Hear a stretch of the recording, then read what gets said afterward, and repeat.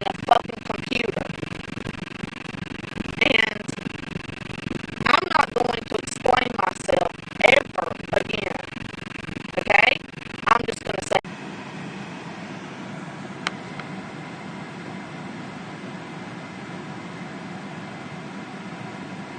Alright, guys. I'm back. Little lesson there for you people. It buffered. But I'm back. Just like I said I'd be. Now, I did just receive a phone call from Brandon, a.k.a. Rubber Wilbur. And I'm sorry, Rubber Wilbur, that I got upset. He explained to me that Embree's brother has cancer, kidney cancer, so I do appreciate Brandon for coming in here and helping Embree give her advice and stuff with his brother who has kidney cancer, because that is something I don't know much about. So I apologize. I understand where he's coming from. That's why the stream started to buffers, because I received a phone call from Rubber Wilbur. And he's like I say, a long-standing friend, so of course I'm going to answer the phone for him. Most people I don't answer the phone for. But him, definitely I answer the phone whether I have a stream going or not. So I really love him a lot, and I apologize. He's exactly right. I did misunderstand his tone. He wasn't trying to be condescending or anything like that, and that is how I interpreted it. That's why you got to be real clear whenever you talk on here and say exactly what you mean, because I, as a host, can read something and, interpret it my own way, just like we all do as human beings. And that person may not mean to be, rude or anything. So I'm glad that Rubber Wilbur called me and got that settled. Sorry about the last stream, guys. I said I was going to pause it, but I accidentally clicked finish instead of pause. So I apologize about that. But I restarted it up. Just please read the description, okay? Read the description. And again, Embree, I apologize to you if me getting upset caused you to run away or anything like that. Sir, please don't hit my car, sir.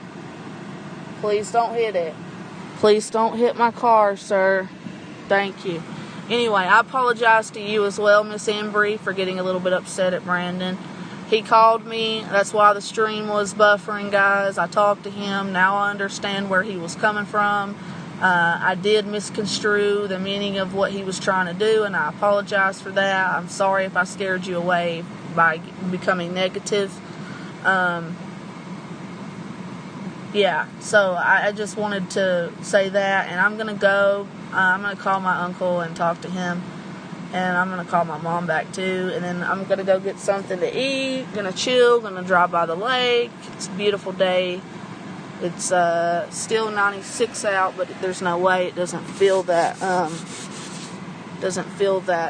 hot. Oh, I got money in here.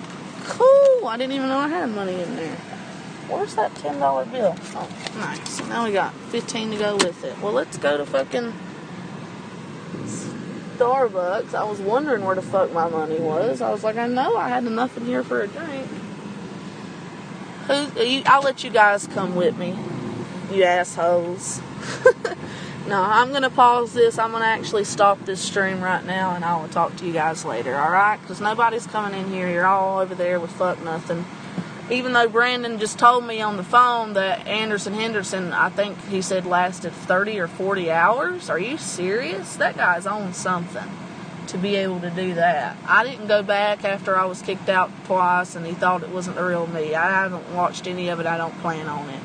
But it was kind of creepy. And Brandon, if you're listening, Brandon, if you're listening, Advil, I hope you heard all that. Brandon, if you're still listening, you're right. It is creepy how Anderson Henderson only has, friends from fucking Skype that are, little kids. Igor's very intelligent, but he's underaged. Or either that or he's, 24. I think he is. I think he said he was 24. But still, for Anderson to have a friend that's 24 years old and do nothing with his life like that, As much as I've known him, he's never done nothing with his life, and now he's not doing nothing with his life even more. So, I don't know. I am going to go in here and ask the weekly rates. I know they're going to be high because it's summer. But, we'll see.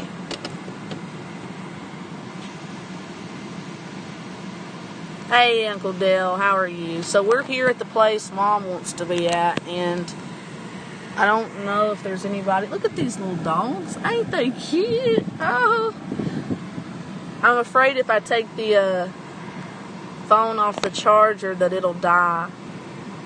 Can you hear me, Uncle Dale? Everybody can hear me, you fucking idiot. Yes, you can. Yes, you can.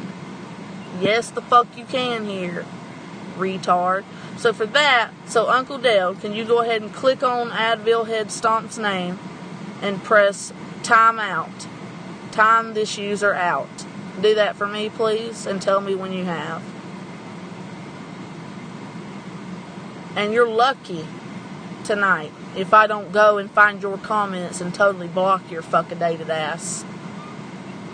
You belong over there with people like Anderson, who's methed out or on some kind of crack, drinking, smoking pot, staying up for 30 hours straight, according to Rubber Wilbur. And sorry that my stream was, in the beginning, guys, sorry that it was lagging. But you guys need to read that fucking description and apply it. And again, I'm going to apologize to Embry Rose for what I said about getting upset over Rubber Wilbur. He called me during the stream. He's one of the only people I'll pick up the phone for. And, he's been a good friend of mine for many years, and he explained to me, that I totally misunderstood him. He wasn't trying to be rude or condescending, that Embry's brother has kidney cancer, and, that he's right. That's something I don't know anything about. So I do appreciate him for trying to help her.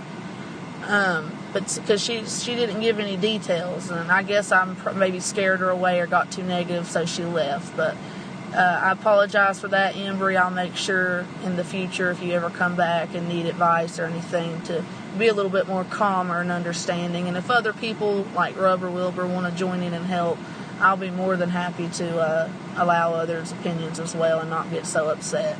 I just misconstrued what he said at the time. So I appreciate him again for calling me and clearing that up. Thank you, Uncle. Hey, Melinda Zach, how are you?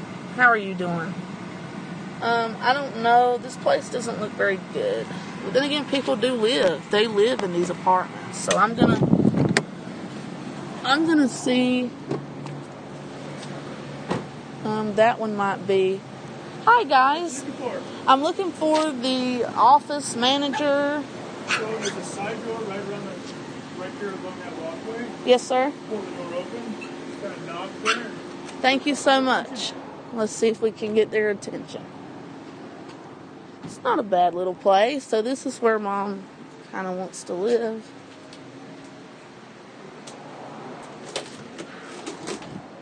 Side door. Hello?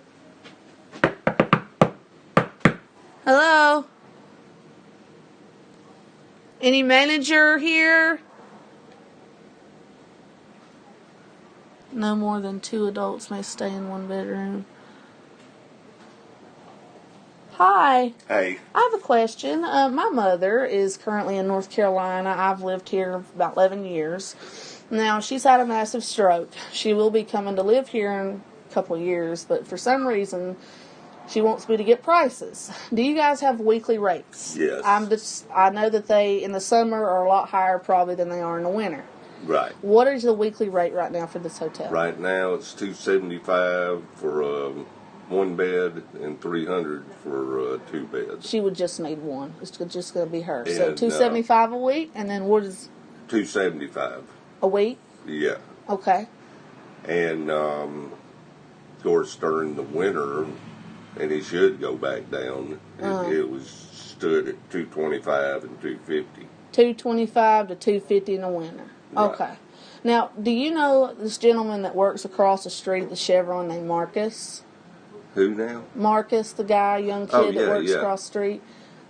He knows somebody that works here really well. I'm not sure if it's you or someone else. Could be me. But do you have anything open right now? No. Okay, so before she moves here or tries to come up here, because I don't know that she'll be able to ever, like, get upstairs into my home. Right. Like, if somebody wanted to rent a room here, like, how long in advance should I come and try to get that sort I'd of paid? say do it about a month and a half. Give you a month and a half at least. I could easily do that, sure. And I'm assuming you're going to be here in like a year or 2 years from now, right? Or Couldn't I don't know. What'll happen there? Okay. Are you the owner? Or? No. Okay. Is the owner? Do they live here? Or? No, they live in California. Okay. But your rates pretty much stay the same because I've checked them before.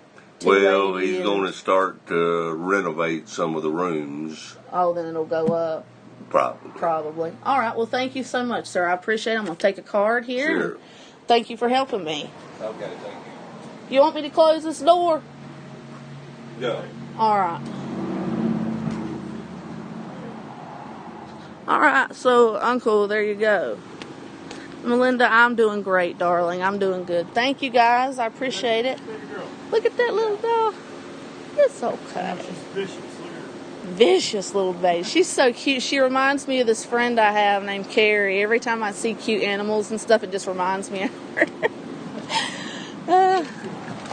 Thank you, guys. See, everybody's so nice here in the Pacific Northwest. These are these people's homes.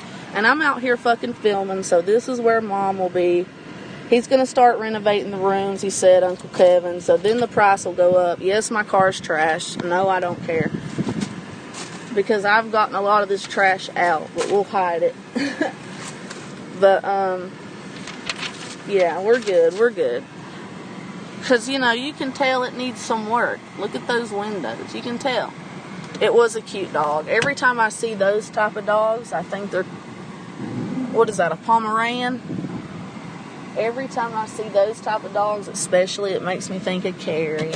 Because when I remember she used to go around and she'd have an account with her dog, had a little dog walking, and it was one of those, like Pennywise has, guys, where you can have, it was moving.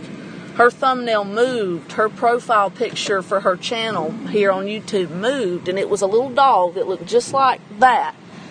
And now every time I see them, if they're real cute and stuff, it makes me think of her, because she's got this sweet childlikeness about her, and plus she's fucking beautiful. She is cute like a dog. She's cuter than a dog. She's a beautiful woman, way out of Fuck Nothing Anderson's league. I'm so happy that she didn't ever let that son of a bitch brainwash her or get her. And I'm happy that poor old Liz got away from him too. Because I'm happy that he got away from Liz. Because she cheated on him, boy. She cheated on him twice. And then tried to lie to him. That's something that flabbergasts me. I still get flagged to this day for releasing a dick video after all the secrets he's ever given up about me. He thinks that that's okay.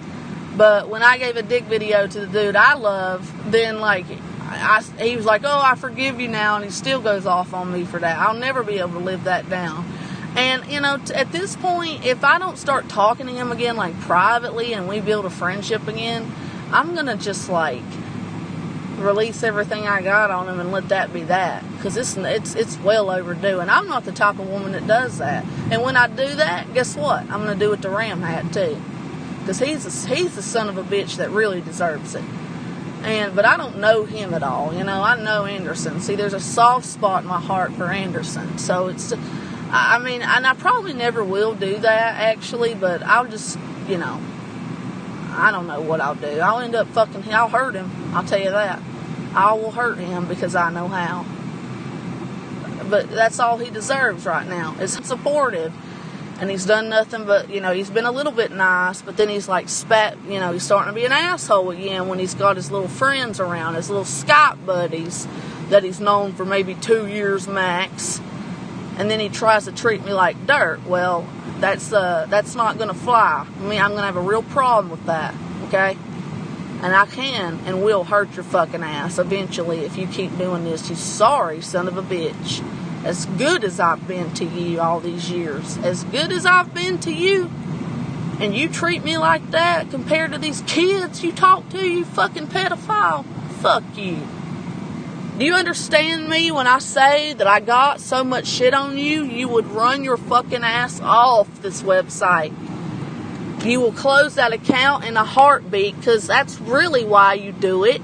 You don't fucking close accounts just to show that you can rebuild them, because you can't rebuild them. You have to, you know what, Anderson? Bringing people over from Skype doesn't count.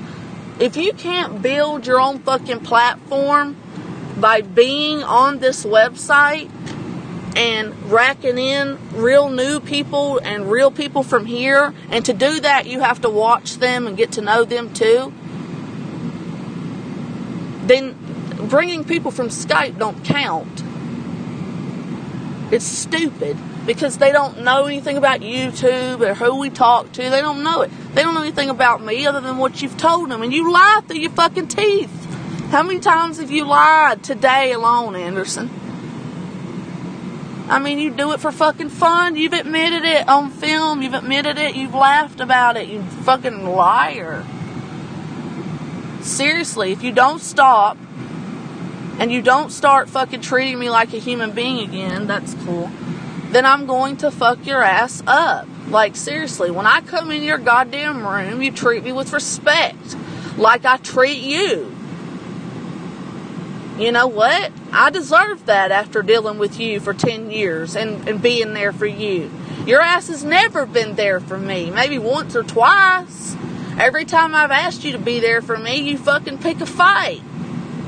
But then whenever I go to somebody else and want to be with them, you get mad. And you stalk my other pages. Do you think I made that video in that tank top for you? Do you think I made that for anyone? No, I made it for me. I know my house is a mess. I know I didn't have any makeup on. I know that I wasn't all fixed up and shit. That wasn't the point of that video, dude. You lack the knowledge, and you shouldn't be talking about my looks, period, when you're fat and bald and you got Down syndrome eyes now. You used to make fun of me for that shit all the time, dude. Let me tell you, they're fucking beautiful, dude. Your eyes used to be the most beautiful. I saw a video on my Mac the other day of like green and blue, and it was so beautiful. Now they just look dead.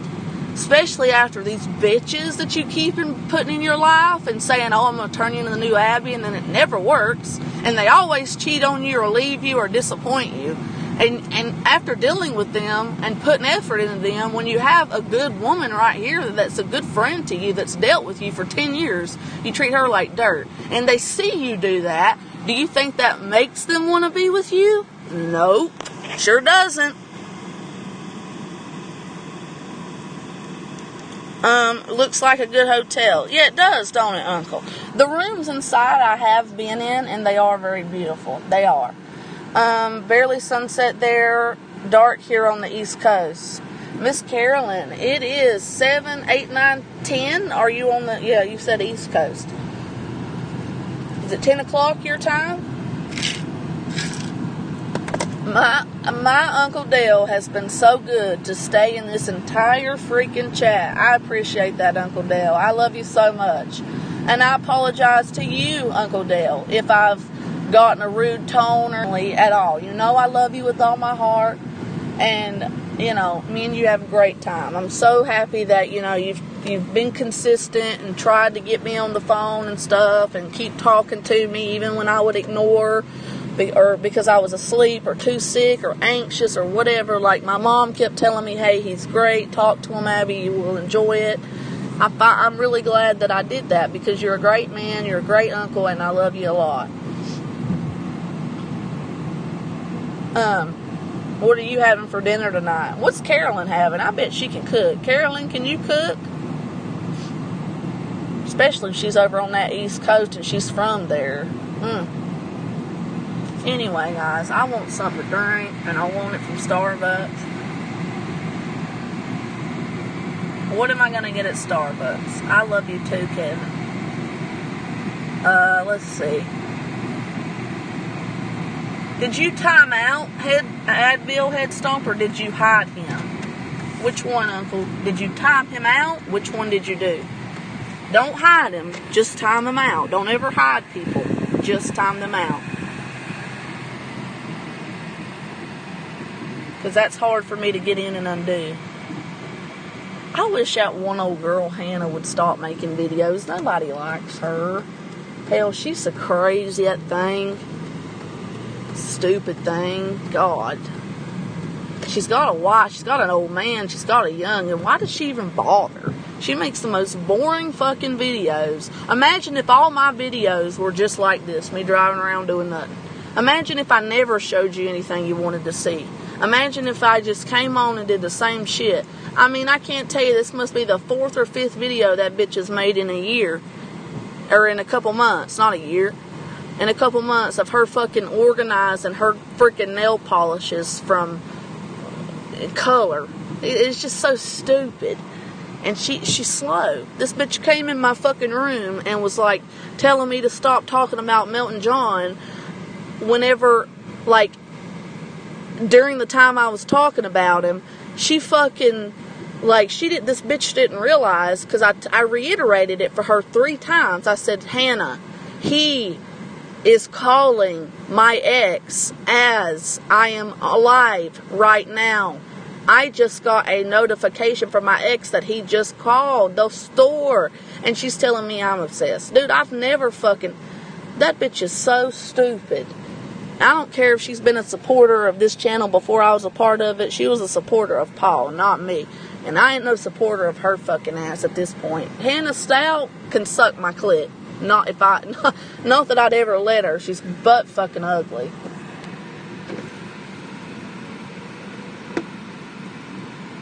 But yeah, all she makes is like, oh, here's my new face mask. Imagine if I was like, here guys, watch me put this on. Oh, it's so fucking smooth on my face. You know, I mean, nobody wants to sit and watch that. Does this bitch not realize how many beauty gurus there are that make millions of fucking videos and make hundreds of thousands of dollars? We don't need more beauty gurus. We don't need more people that are fucking doing what she does, singing. How many bitches get on here and fucking sing their auto-tuned out voices sound like crap?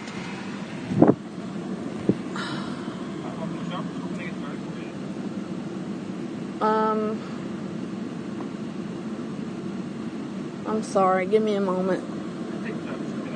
Do you guys have that strawberry refresher? The strawberry refresher? Yeah. We do have that, yeah. Okay.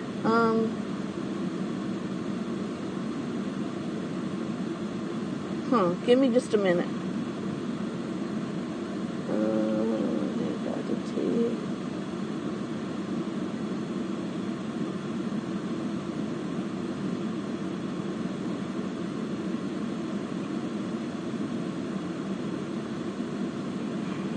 Yeah, let's have a small strawberry refresher. What is it called? It's not just strawberry. It's got something else in it. It's the strawberry acai refresher. Yeah, that's what I want. You want a small one of those? Yes, sir. You got it. What's that give you today?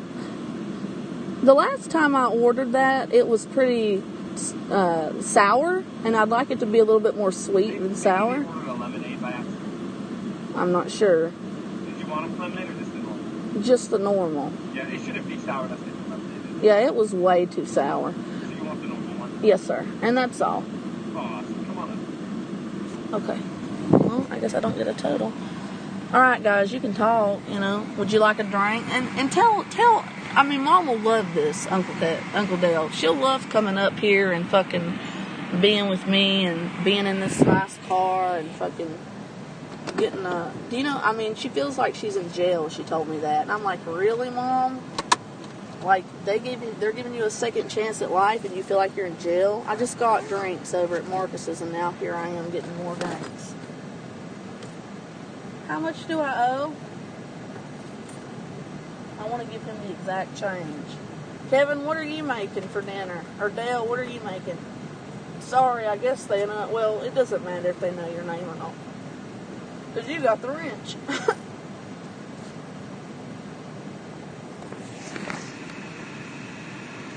This is my dialysis cover. I get so tired of having to lug these fucking covers around. You have no idea. I got another one right back there. See that green one? It says, isn't that cool? And they're only giving these to new patients, but I was lucky enough to get one from Brittany. Or no, her name's not Brittany. Never mind. I forgot her name. But I got these too. I got this cooler here that I need to fill with ice since my fucking refrigerator don't work, but it's got all this stuff in it. Dude, I don't know the totals, so I don't know. I got this is just some stuff I bought back in like July that I've never used. Hold on. How much is it? Good. $366 for you. $366? Yes. Okay. Hold on just a sec. I gotta get my exact change. I'd like to anyway.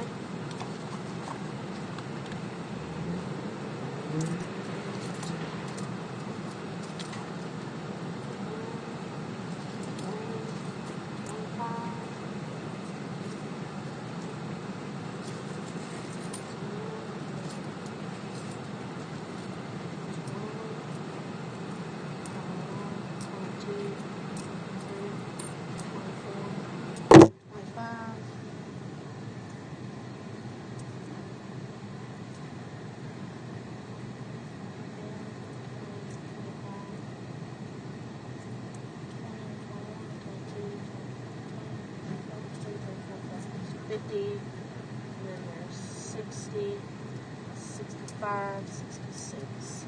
Perfect. I needed to get rid of that.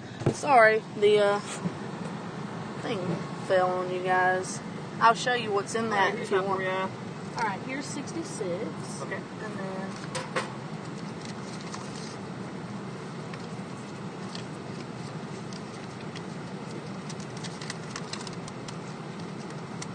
here's 3.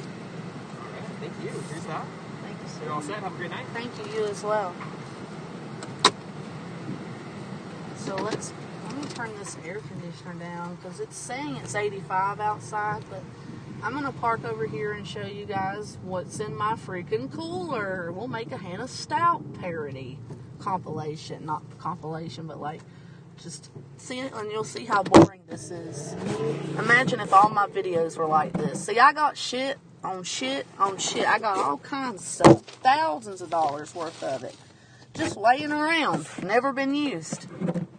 Because I'm the type of person, just like my mama, Dale. Just like her. You know how she'll fucking like buy hundreds of thousands of dollars worth of nice shit and never fucking use it, and it just sits there in her car and wherever she puts it in her car. Remember that Beamer I bought, Mama? Hey, Uncle Dale, do you remember that BMW I bought for Mama? And then she would fill that sucker with a whole bunch of clothes and stuff. I do the same shit. Oh, that's good. It looks a lot bigger, but I don't know how to explain that to you because obviously with any camera, anytime you put something up closer, it'll look bigger. But with this one, see how it looks like it's more rounded than it actually is? It does that with my face, my hands and stuff too. My hands are tiny. I mean, this is a small, tiny cup. Go get the smallest cup and look. I can't even fit my fingers around that. I can't fit my fingers around that at all.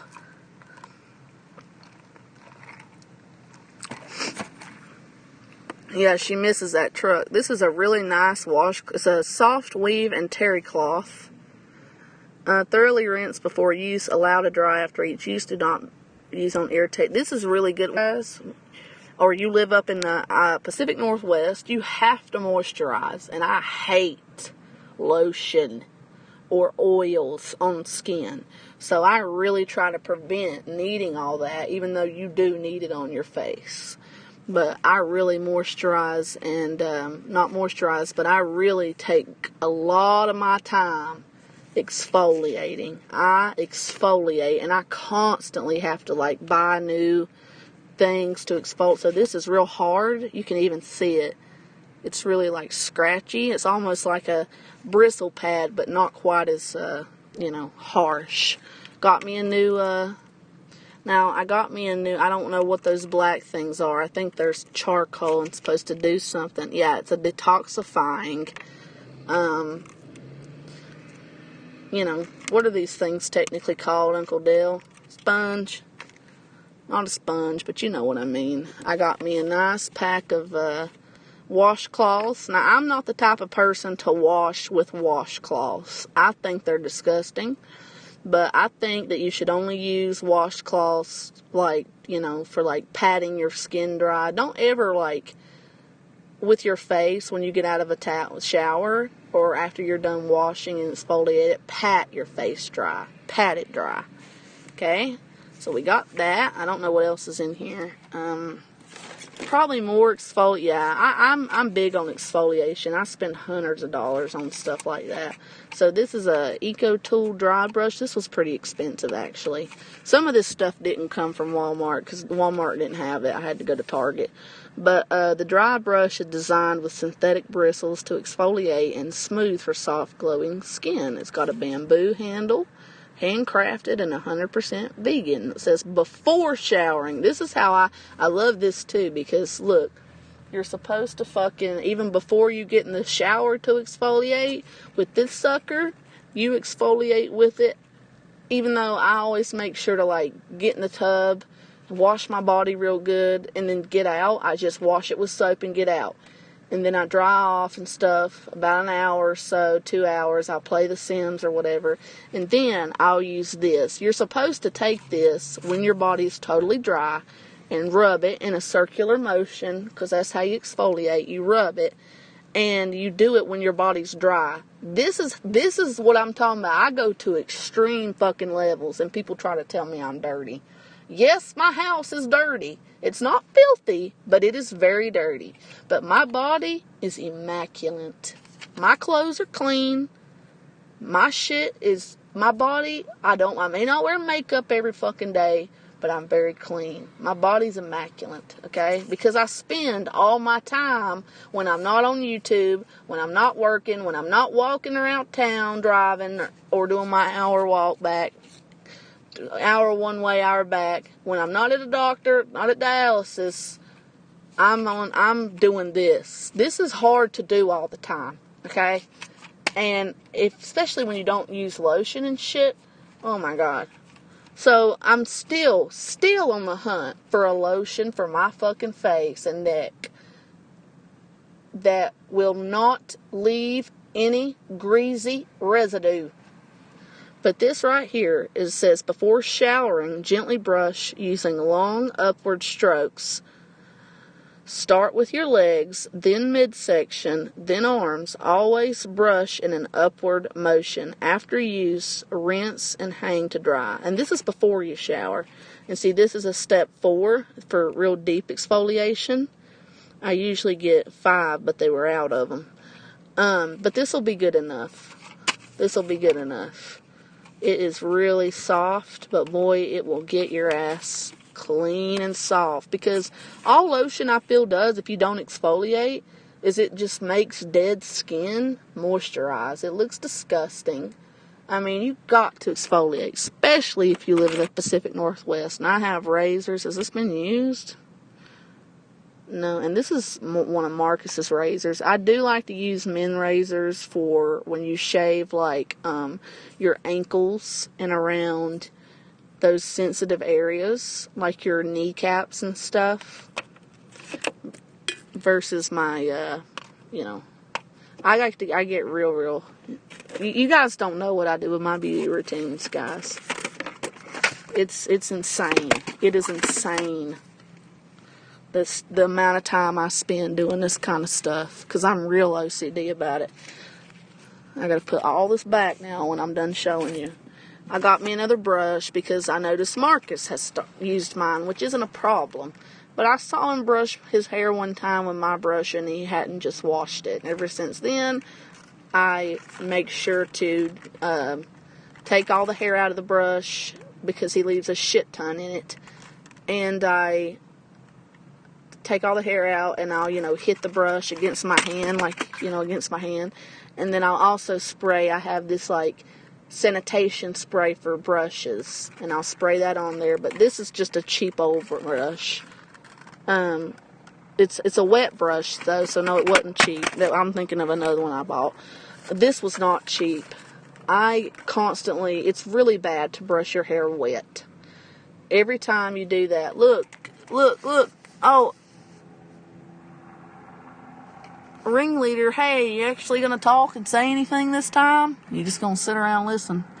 Look, yeah, and sorry for my being rude earlier to Rubber Wilbur. He called me ringleader, and we made up, and he told me that, I totally misconstrued what he meant, and I apologized to him, and I also apologized to Embry if I had all scared her away for being negative. I apologize. Anyway, yeah, we're here. Uncle Dale has been here with me, but that's the hospital over there, Uncle Dale. You can tell Mama about it too, and I've told her all about it, but you can tell her about it if you want to.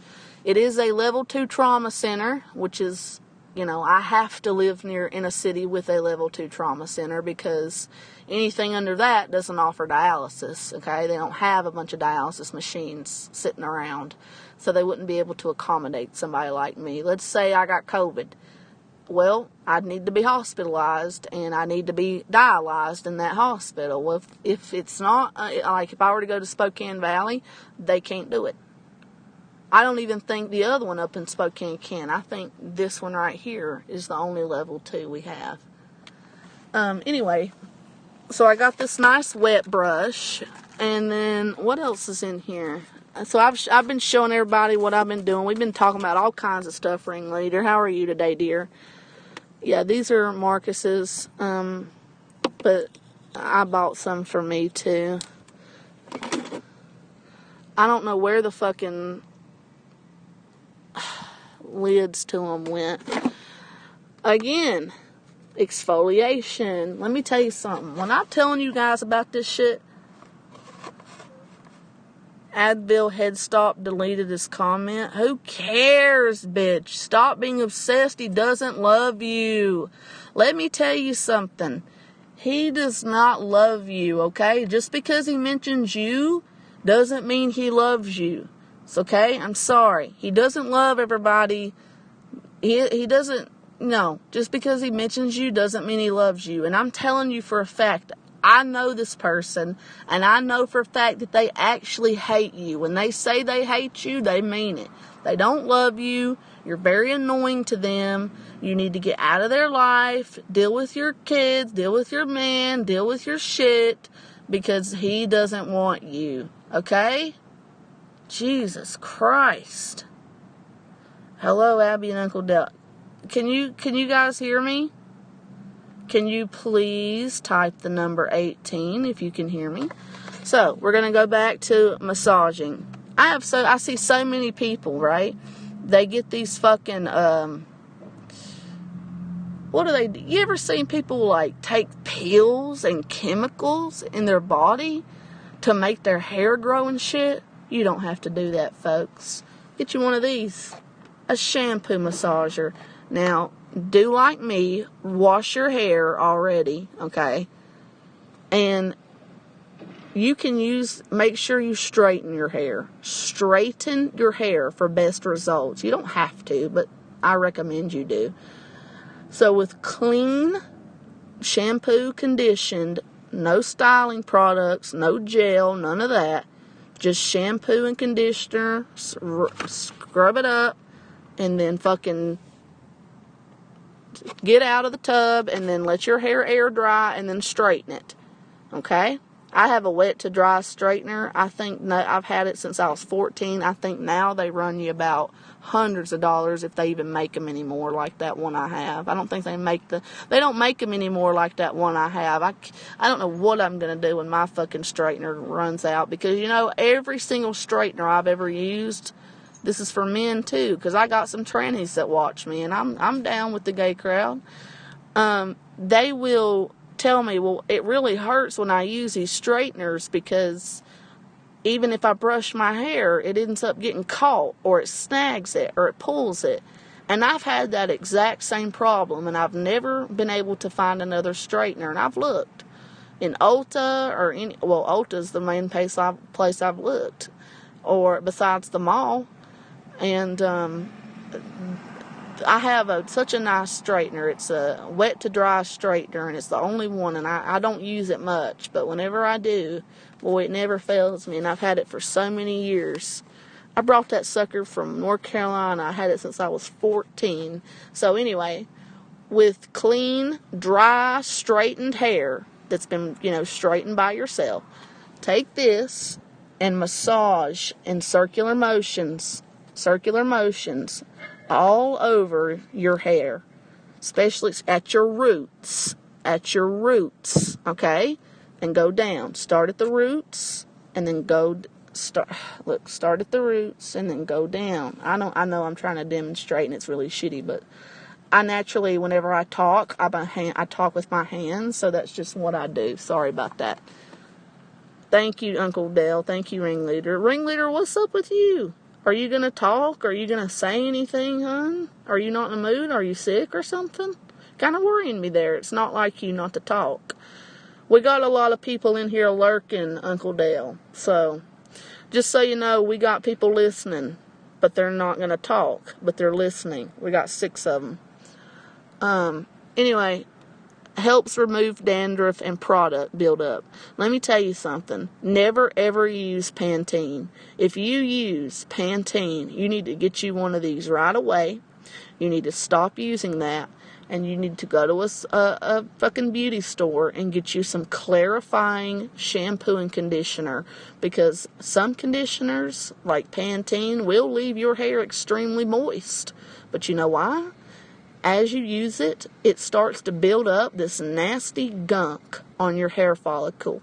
On each hair follicle, it starts to build up this disgusting gunk. And it definitely does it to your scalp. So every little hair that grows out of your scalp is covered in, what is it called, cerebrum? Like just natural. So that's what dandruff is. Some people make more of it than others. Some people get it real bad. But this right here, if you use this on clean, dried, straightened hair for about 20 minutes on the other side and 20 minutes in the back, and then hold your hair up, or put your hair you need to do it at the nape of your neck. Just massage with this. It'll make your fucking hair grow like a weed. Mine has grown out so much. And then you don't fuck with it after that. You brush it real good. Don't put it up in a ponytail. Don't do none of that. Let it relax, because when you keep your hair in a ponytail all the time, it doesn't have, it's hard for it to grow. That also stifles its growth. So, little tip there. I got another bottle of this, which is cool, because I now have 2. And, Ringleader, I'm about to kick you out if you don't stop. If you don't start talking, you're pissing me off. This stuff here, cheap. St. Ives Apricot Scrub. There is no better exfoliator. Well, there is, but it costs $140 for a little tiny, not even, I think, 2-ounce jar. So, of course, I can't afford that anymore. But that was the best. Oh, my God. I wish I could. Anyway, this is second best. First of all, does it have parabens in it? I don't think it does. It doesn't matter to me. I don't know, it doesn't. It has no parabens in it, which is great. And this is a deep. Now, when you go to pick up these exfoliating stuff, and I'm telling you, I'm a fucking advocate for exfoliation. You see it in everything I've shown you. This is $30, $40 worth of shit right here, and it's all for exfoliating. Thank you, Ringleader. So anyway, see how I go deep? Exfoliating factor, deep. I go deep. Now I bite my nails, but they're, whatever. This is the best shit to put on your face. So just, I usually bend over my tub to wash my face because my sink is full of makeup and stuff.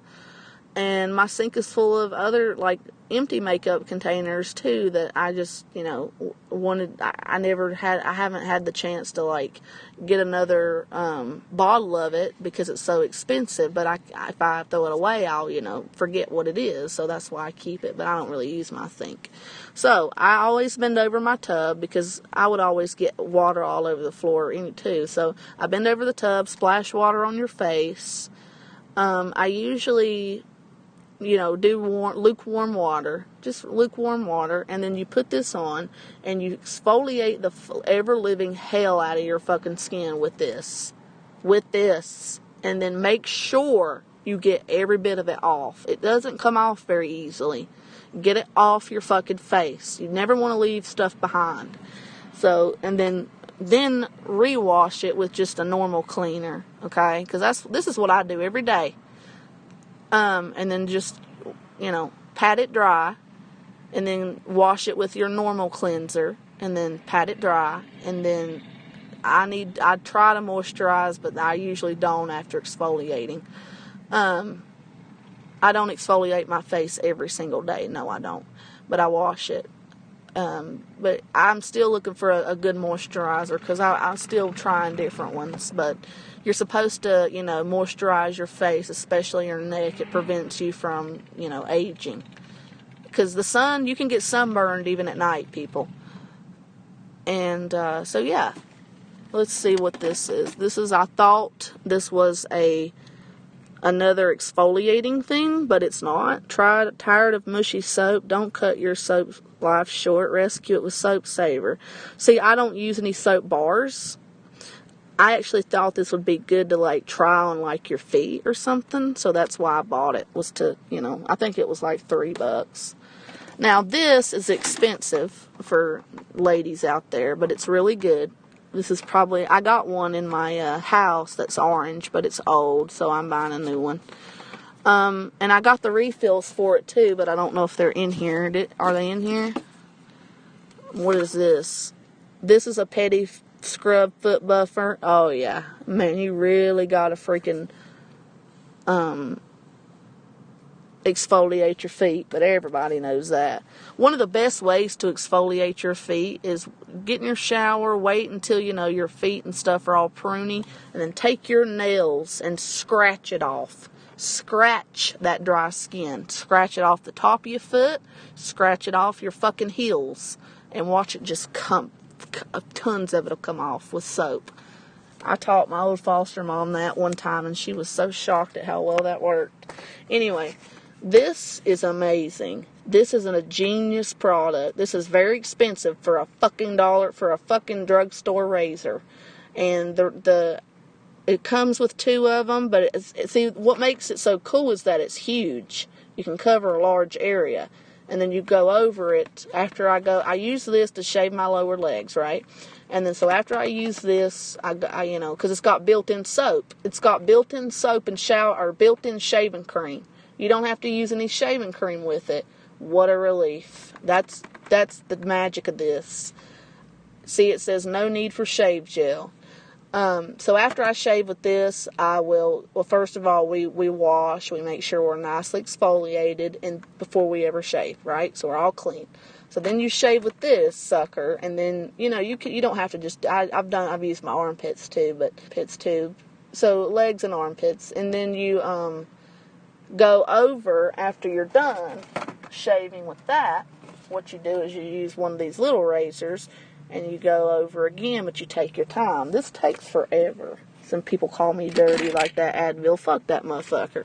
This is also very nice. Now, I'm not going to get me a real nice one. I used to have it, and basically what I've learned is that they are all the same. Dual speed, perfect for all skin types. It is a facial cleaning system, deep cleaning brush, okay? It's got a bonus sensitive skin brush. Now, my skin is very sensitive. My face and stuff isn't so much as it used to be, but to give you an example, every time I've kissed a man that has freshly shaved his beard, if he doesn't get all of the fucking shaving cream off of his face, or has any residual soap, even if it's like hypoallergenic and paraben free and vegan friendly and all that, and he kisses me, I will itch. I'll break out in a rash. And that's always sucked because I'm such a good kisser. And I love to kiss, but I mean, it's just, it's such an annoyance to have to tell your man, hey, you didn't, wash your aftershave off or whatever. You need to go wash that off if you want to kiss me.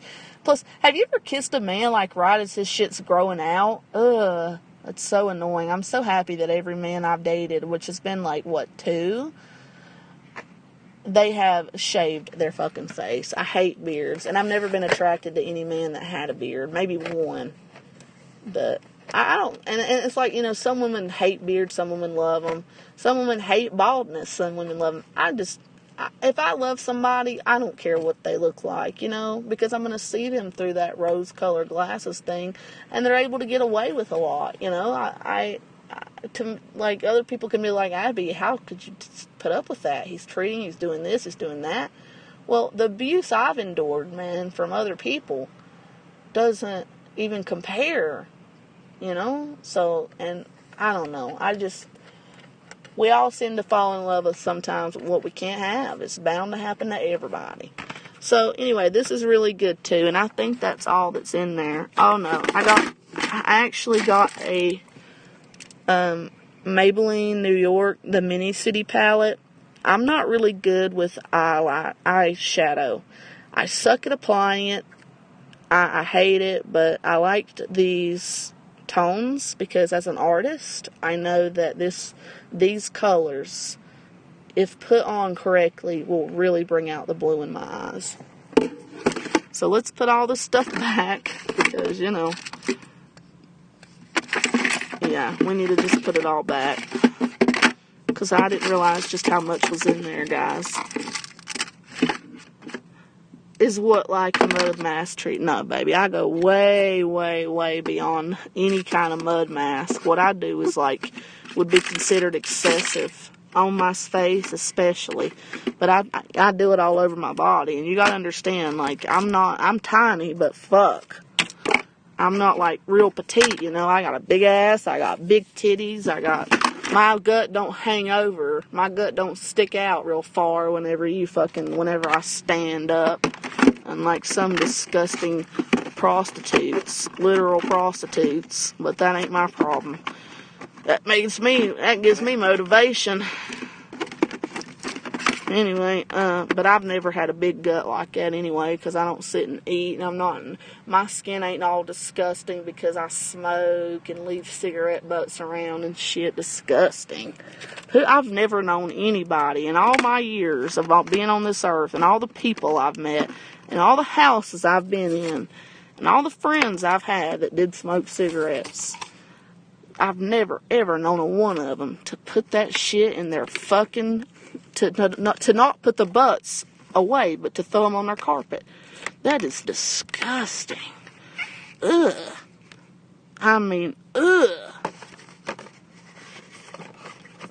Ugh.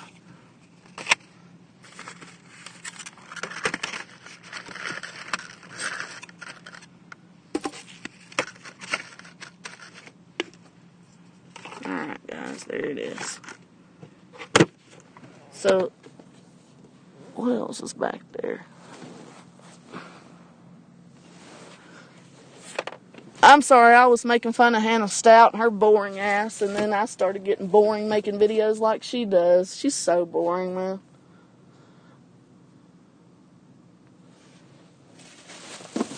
What is in here?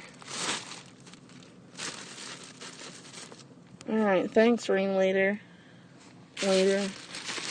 Oh, I got the fucking gauzes, and I need them too, because I am constantly nicking myself or exfoliating too hard and making myself bleed and stuff, and I spent so many hours in these hospitals, guys, and when you're sitting in there and you ain't got nothing to do, I've taken everything I took their pads, oh, nice, pair of scissors. I needed those scissors. I've been looking for my scissors. I use those. What do you think? You need to use these kind of scissors. Make sure they're sharp. Okay? and trim your pussy hairs and stuff. Men, don't ever shave yourself. That's disgusting. Men don't realize that when they're on top of women and their shit starts to grow back, that hurts to feel that against you. And I haven't had sex in like 3 years because I'm not in a relationship and I refuse to have sex with my ex. It's not just him, okay? I don't want to have sex with anybody I'm not in a relationship with or going toward that direction. So, I don't believe that men should shave their privates. I think, the bikini area, men, you should shave that. But you shouldn't shave your balls and shit. That's disgusting. Just keep it trimmed. But women, you need to shave. Everything needs to be hairless. Everything. And you will not wear out your razors as much if you sit on your toilet and fucking use a mirror and just trim your shit before you shave it. Don't shave all the time either. It's not healthy for your vagina. The hair is meant to keep the dirt out. It's meant to keep... The vagina cleans itself. See, a cock doesn't. Okay? Sex ed 101, people. The vagina cleans itself. A cock does not. So you are not supposed to be shaving your freaking self all the time, ladies. No. But every once in a while, when it's getting a little too long, you need to shave. And so I got all that. And I got vomit bags. I got cups. I've got... boxes on boxes on boxes. I've got my eyelash curler here, which has been fucking bent. Look at that shit. I think I bought me a new one, but I don't know how it got that way. These are... what is this? Oh, these are iodine for cuts and stuff. But it's cool because if you just tear this part open, it comes out in a little stick and you just rub it. You don't have to actually touch the iodine itself because anybody who ever has used it knows that it stains. And then, I got all kinds of shit in here. What are these? Alcohol pads, of course, because you got to clean the cut. See, I got all this stuff upstairs too in my house, but this is like my emergency stuff, I was going to live in my car because Marcus and I were fighting and I wanted to be away from him, but what else is back here? I got all kinds of stuff back. What is this? Oh, these are just bags. These are just bags because I legit thought I was leaving my house to live in the car, so you never know. Could end up being like Elvis and shitting in a Walmart bag, No, I would never stoop so low. I've even gotten gowns, fresh, clean gowns. I got this shit right here. Oh my gosh. Hey, Uncle Kevin, Uncle Dale, you still here? I know my uncle's still here. This shit right here, if you can ever get a hold of this, if you ever see this in your hospital, take it. Take it. Use it on everything. If you have somebody that needs a bed bath or something, use this. If you ever get into a situation where you need a catheter emergency and like for any reason, you never know when that could be. You're not going to be able to wash your dick. You're not going to be able to wash your whatever. Like whenever I had my catheter put in, my neck, when I first started, because they didn't catch it early enough for me to get a fistula put in before I needed it. So in that case, I had 2 catheters inserted in my chest. One clotted off and needed to be removed, and I was in the next day to get another one. So they stick it inside your jugular. They stuck it through my vein, some kind of vein, I don't know. And it came out of my chest, and oof, I was awake for all that. But guess what? You can't shower. And I did shower, but I could not get that part wet. And what I would do is I would use these very expensive Tagaderms. Real Tagaderms are extremely expensive. I got shit tons of them in that bag back there. There are some people that are on dialysis. They're on PD dialysis. In order to be on peritoneal dialysis, you have to have a catheter in you because that's the only way to do that type of dialysis, folks. So, this right here will clean you if you have any kind of wound or you think something might be coming infected. You can spray this anywhere. You can spray this up your cooch. You can spray it in your nose. You can spray it on your face. it gets rid of bacteria. Be a little careful, though, because it does get rid of all bacteria, even the good, right? Because we got bacteria on our body all the time. So, just this is the best shit in the world. Like, for instance, my mother told me since she's been bedridden, she's gotten areas underneath, like, her breast. Because, I got big titties, so my mama's got big old titties. So it's, like, red, and it's hurting her under her breast because she can't take a bath. She gets a bed bath. She's just now got to the point where she can stand up and take maybe 1 or 2 steps. There's no way she can get in a bath. She needs something like this, and I may send her this bottle. If she rubs this underneath her fucking breast and with a clean, use paper towels and then wipes it off and then does it again, rinse, repeat 5 or 6 times, that rash will be gone in less than 2 days. This is a miracle. If you can ever see this, look at this bottle. Fucking get this shit. Take it from your hospital. I did ask for some of this, but don't ask if you see this. Take it, because you're paying thousands of dollars to be in that fucking in that fucking hospital room. They make millions. That fucking hospital over there took every dime from me of my husband's life insurance. So I feel entitled to anything I want. Now, I do ask, though. I do normally ask, okay? But when I see these, I'm not asking. These are mine. And I believe I did steal that one. That's why I pretended like, because I've had women come in and see a truckload of shit that I wanted, and I said, I asked. She said, it doesn't matter, you can't have all that. So that's why I put these clean gowns in there so they could see the fucking clothes. And I'd be like, oh yeah, my clothes are in there. And it feels like clothes, but I stole like hospital socks and stuff. They give these to you for free, but I really wanted this whole entire trip to the emergency room is what I had to get all this just so I could have this. And I think I did steal this one, but I've asked for this before and they gave it to me. Yeah, I've got their towels. I like hospital towels because they use this extra clean, like at my hospital over there, they use this like scalding hot stuff, like not bleach, but it's like the equivalent of bleach, but way stronger to clean their shit. So I trust their towels better than anybody, so I like their towels too. And I like their vomit bags because at my dialysis center, you get vomit bags that are clear. So if you throw up in them, everybody gets to see your throw up. And me seeing my throw up makes me want to throw up more. So, yeah.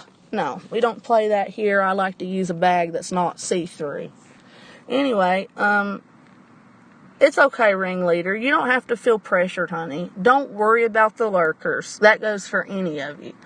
If you guys don't want to talk, then don't. If you guys want to talk, then talk. But I don't expect any of you to carry the chat. Legitly. Don't worry about who's watching. We're going to have lurkers. Okay? Especially this time of night. You're going to have a bunch of people that are already... I had a bunch of good people in here earlier. I've been streaming for a while.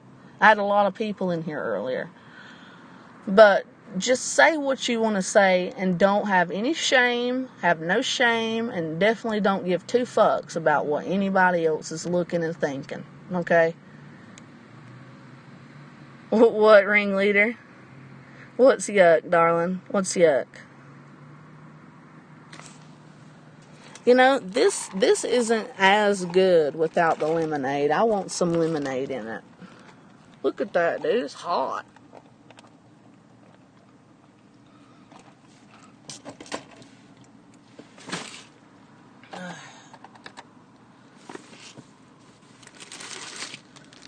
Would you like a Xanax? I haven't had any Xanaxes at all today, so my thoughts are going 100 miles a minute.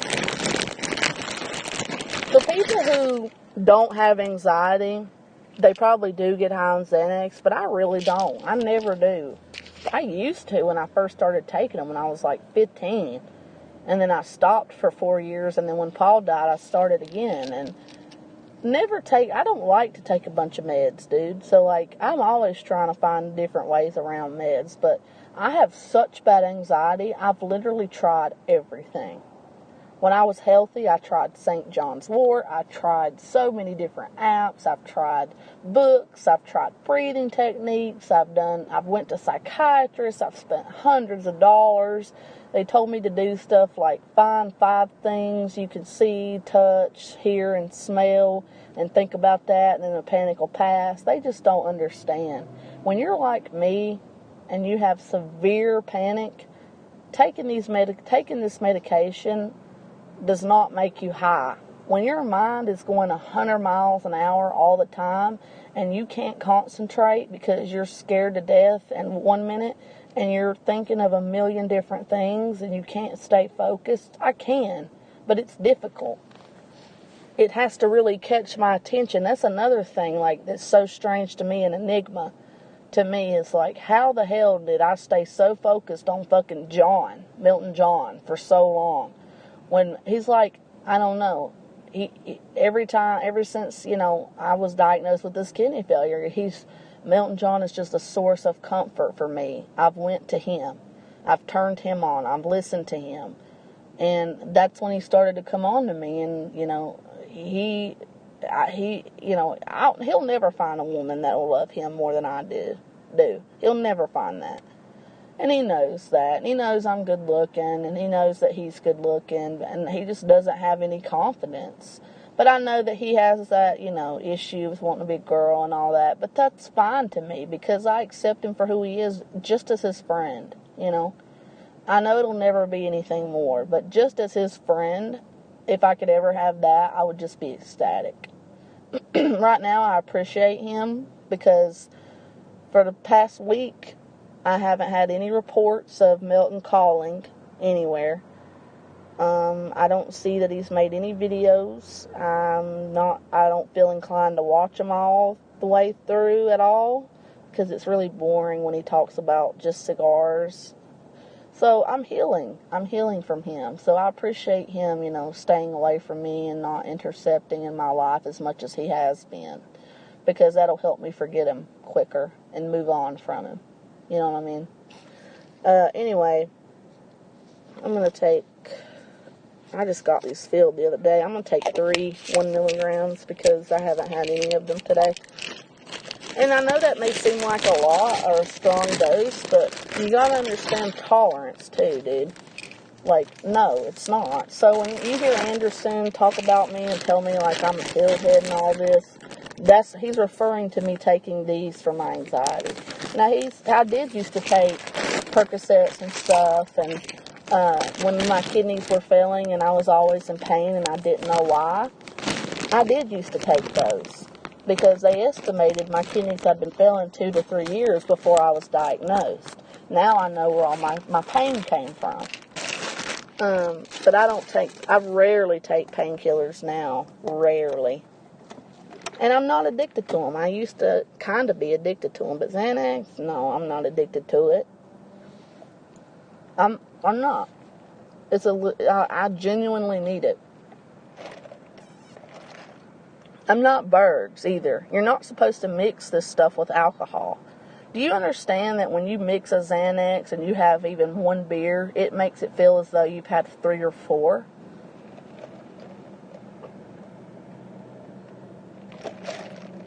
Now, I don't hate Bergs. I know a lot of people do.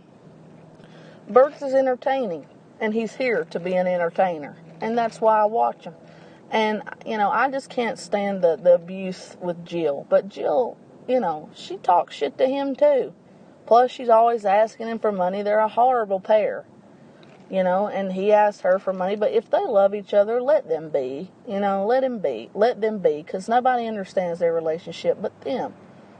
I just wish they'd get along more. When Bergs gets to where he's screaming mad drunk, I know that he takes exactly what I take. He takes Xanax. I don't think he takes 1 milligrams, but even if he gets 0.5s, he mixes it with liquor because he's dependent on alcohol. So he can't just stop drinking, guys, or it'll probably kill him. He'll have a seizure and probably end up having a stroke, and you never know.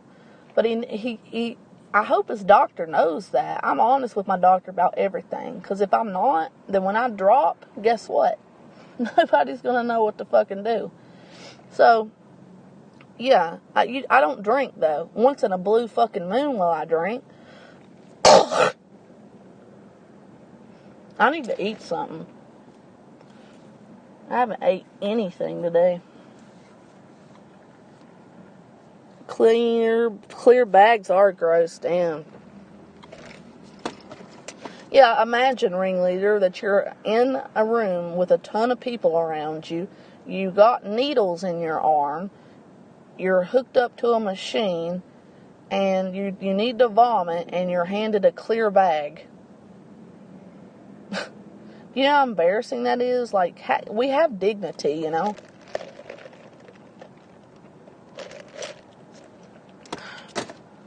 What should I get to eat tonight? Let's look at this moon. Look at this, guys. Isn't that beautiful?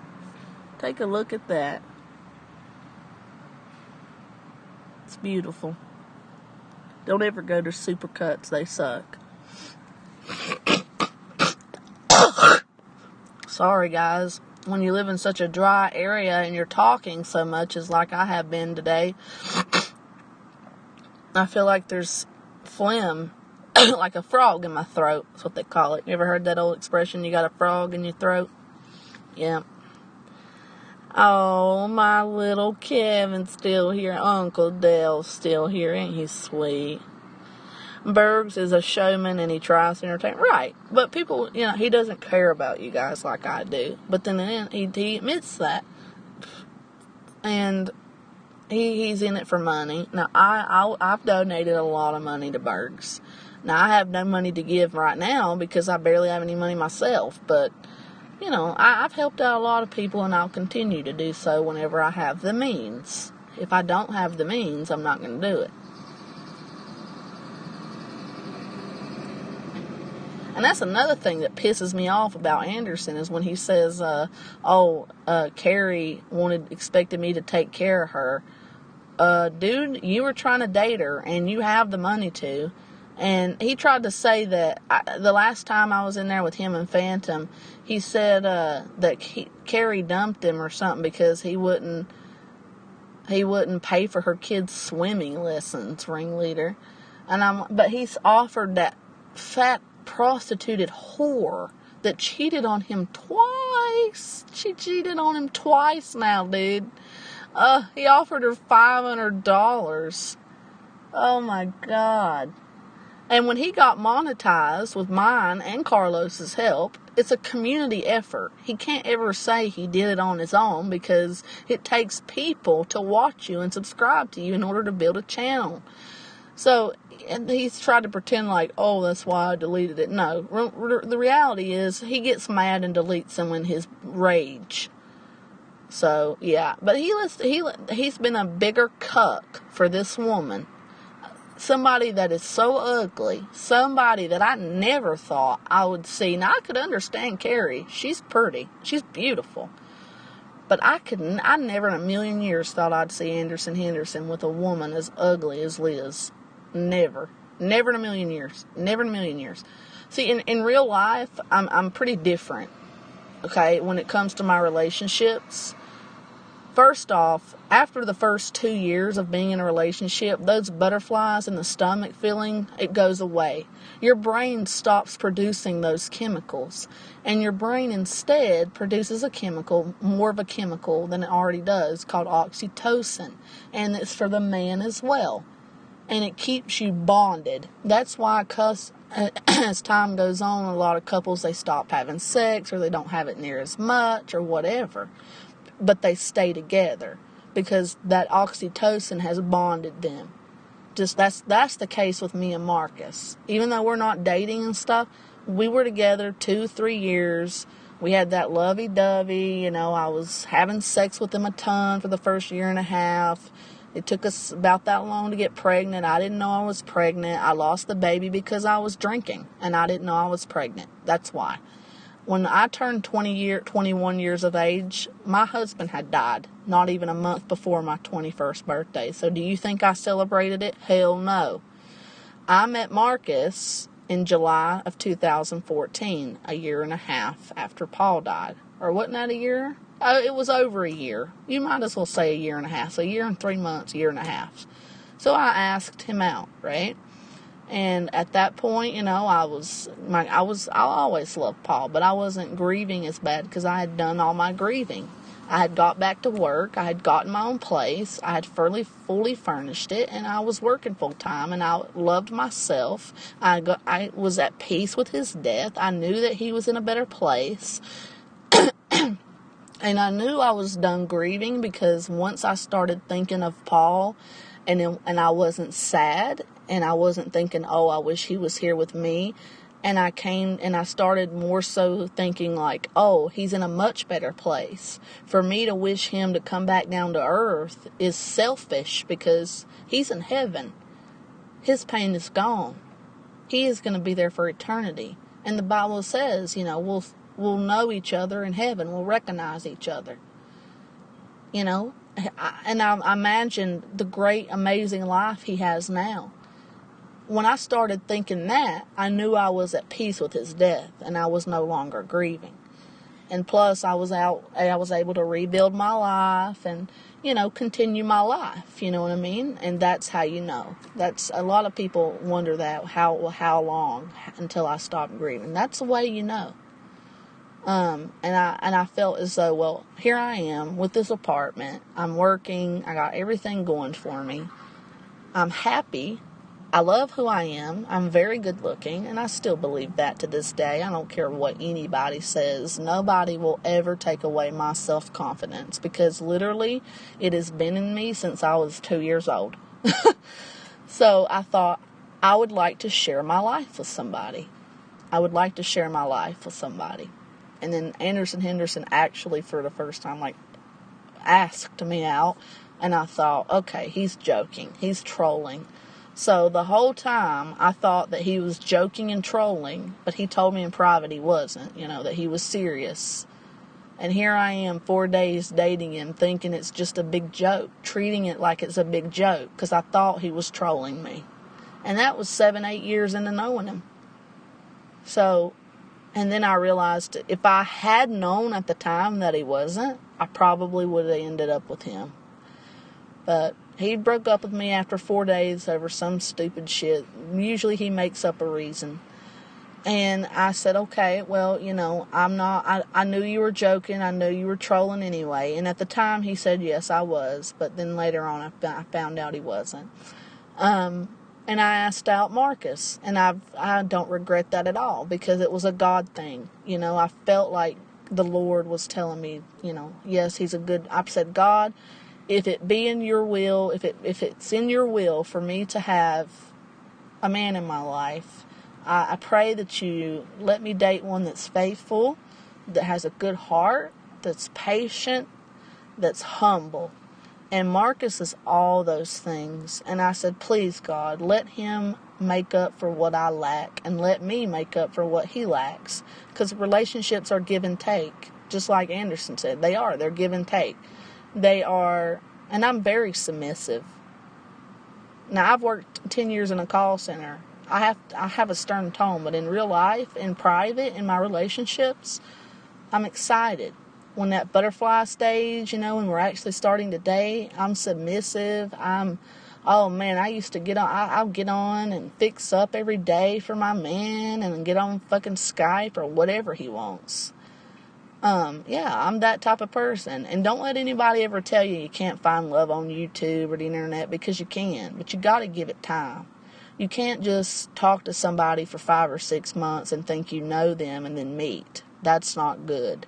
You need to be talking to these people for years and then meet them if you want to have a real relationship with somebody.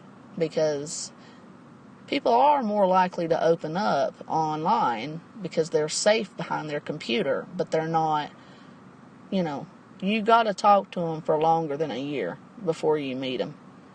And when you meet them, it doesn't need to be at your house. The first meeting should be public. Because if you meet them at your house, you're going to end up fucking them. And that's another thing. I'm very disappointed in Anderson for fucking this chick. That's his life. You know, at the time I thought, well, she knows. I watched her fucking lie to his face. She makes up lies. when she was saying, oh, all we did was go to dinner and technically I wasn't with your ass, is what she said in her ghetto, disgusting voice. Ugh. And, I mean, doesn't she know Anderson well enough to know that, hey, even if he does break up with you, he's wanting to see if you'll come to him, if you'll tell him, baby, I love you, Anderson, I want you to be with me. I'm sorry for whatever I did. I'll do anything to make it right.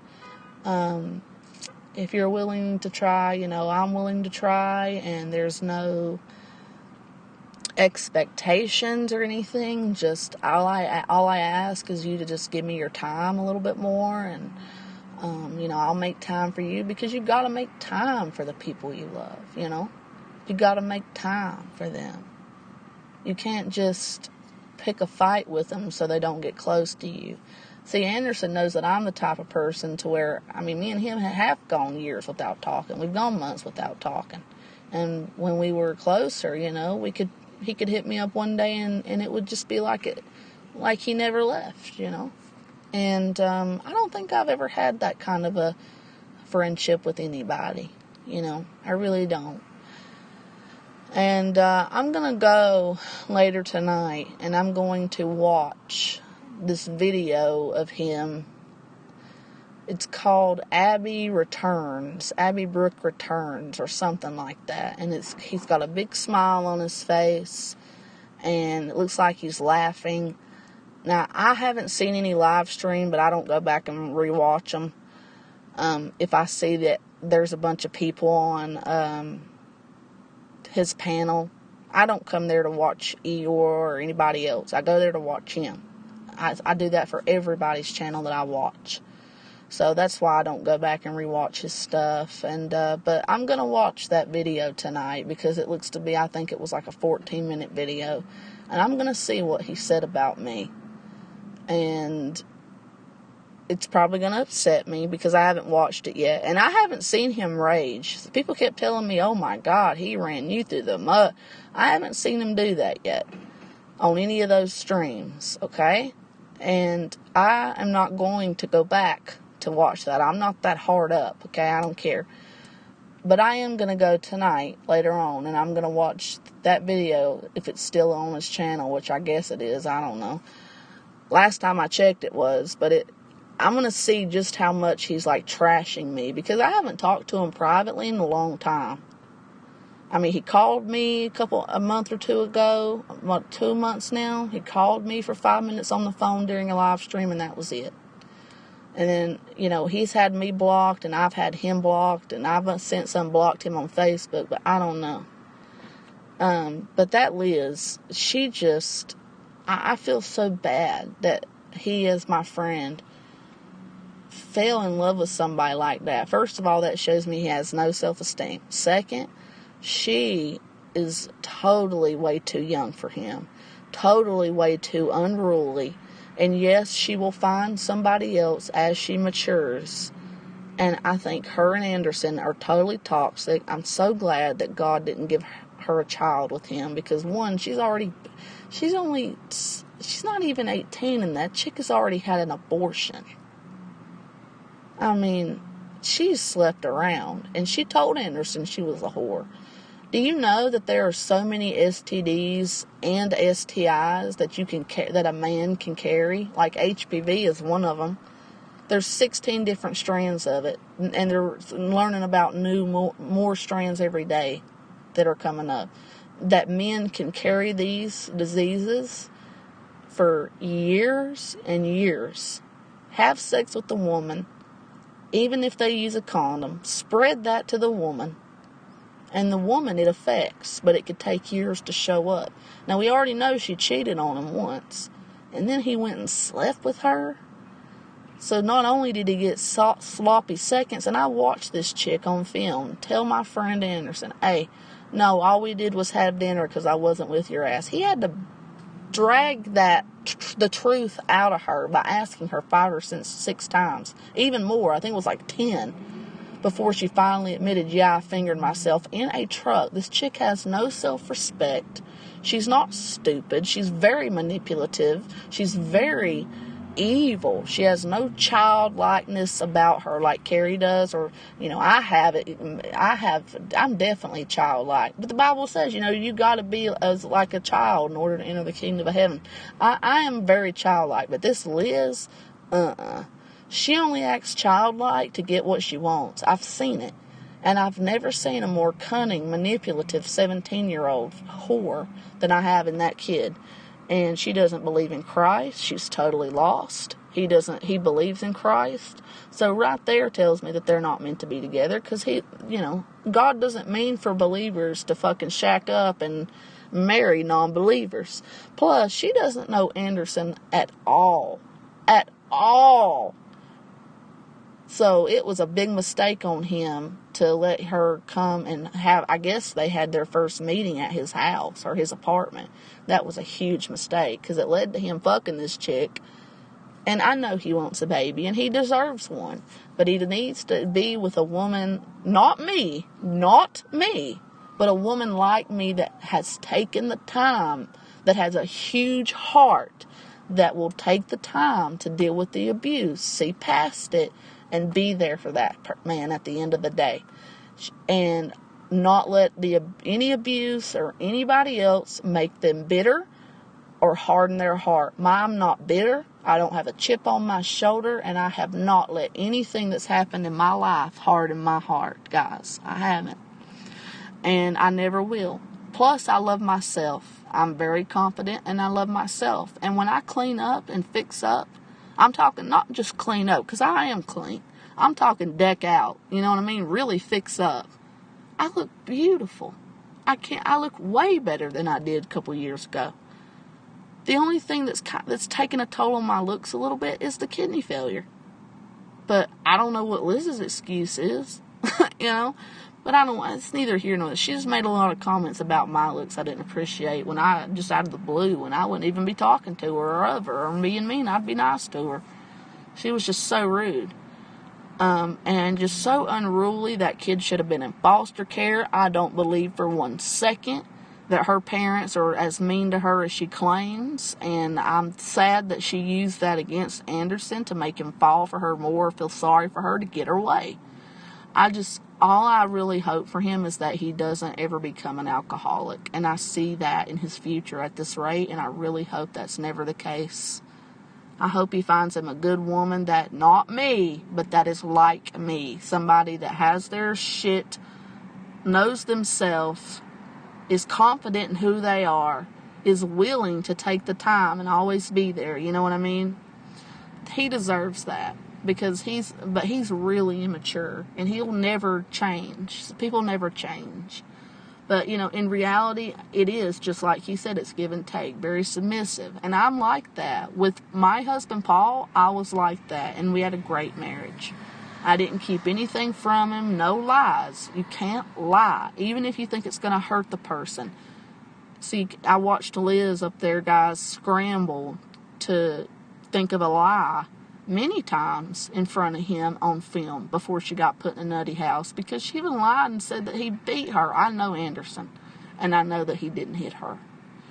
And then she posted a video of it, and for her to put music over the part of where he was telling her, hey, these are the things that hurt me, instead of talking it out with him and saying, okay, I'm sorry, baby, I'm sorry, Anderson, I realize that I shouldn't be leaving my cigarette butts all over your floor. I realize I shouldn't, I won't use the computer if I'm eating, I wash my dirty, nasty, greasy chip hands. I'm sorry that I flood your fucking bathroom, baby boy, my sweet prince. I'm so sorry that I flooded your bathroom 2 fucking feet deep after every shower. And that you were thank you so much. I appreciate you so much, Daddy, for fucking cleaning my up after my nasty, disgusting ass after I cheated on you twice. Oh, but no, I get thrown in the dirt as a friend because I released a dick video that wasn't even up for 2 seconds. And no, Melton John didn't distribute that everywhere either. You lied. He hasn't distributed your stupid video. He doesn't want to look at that. He didn't Mark Anderson said that Milton John distributed his fucking fat video everywhere. The worst one I have of him. Plus, you got to remember, I showed my pictures.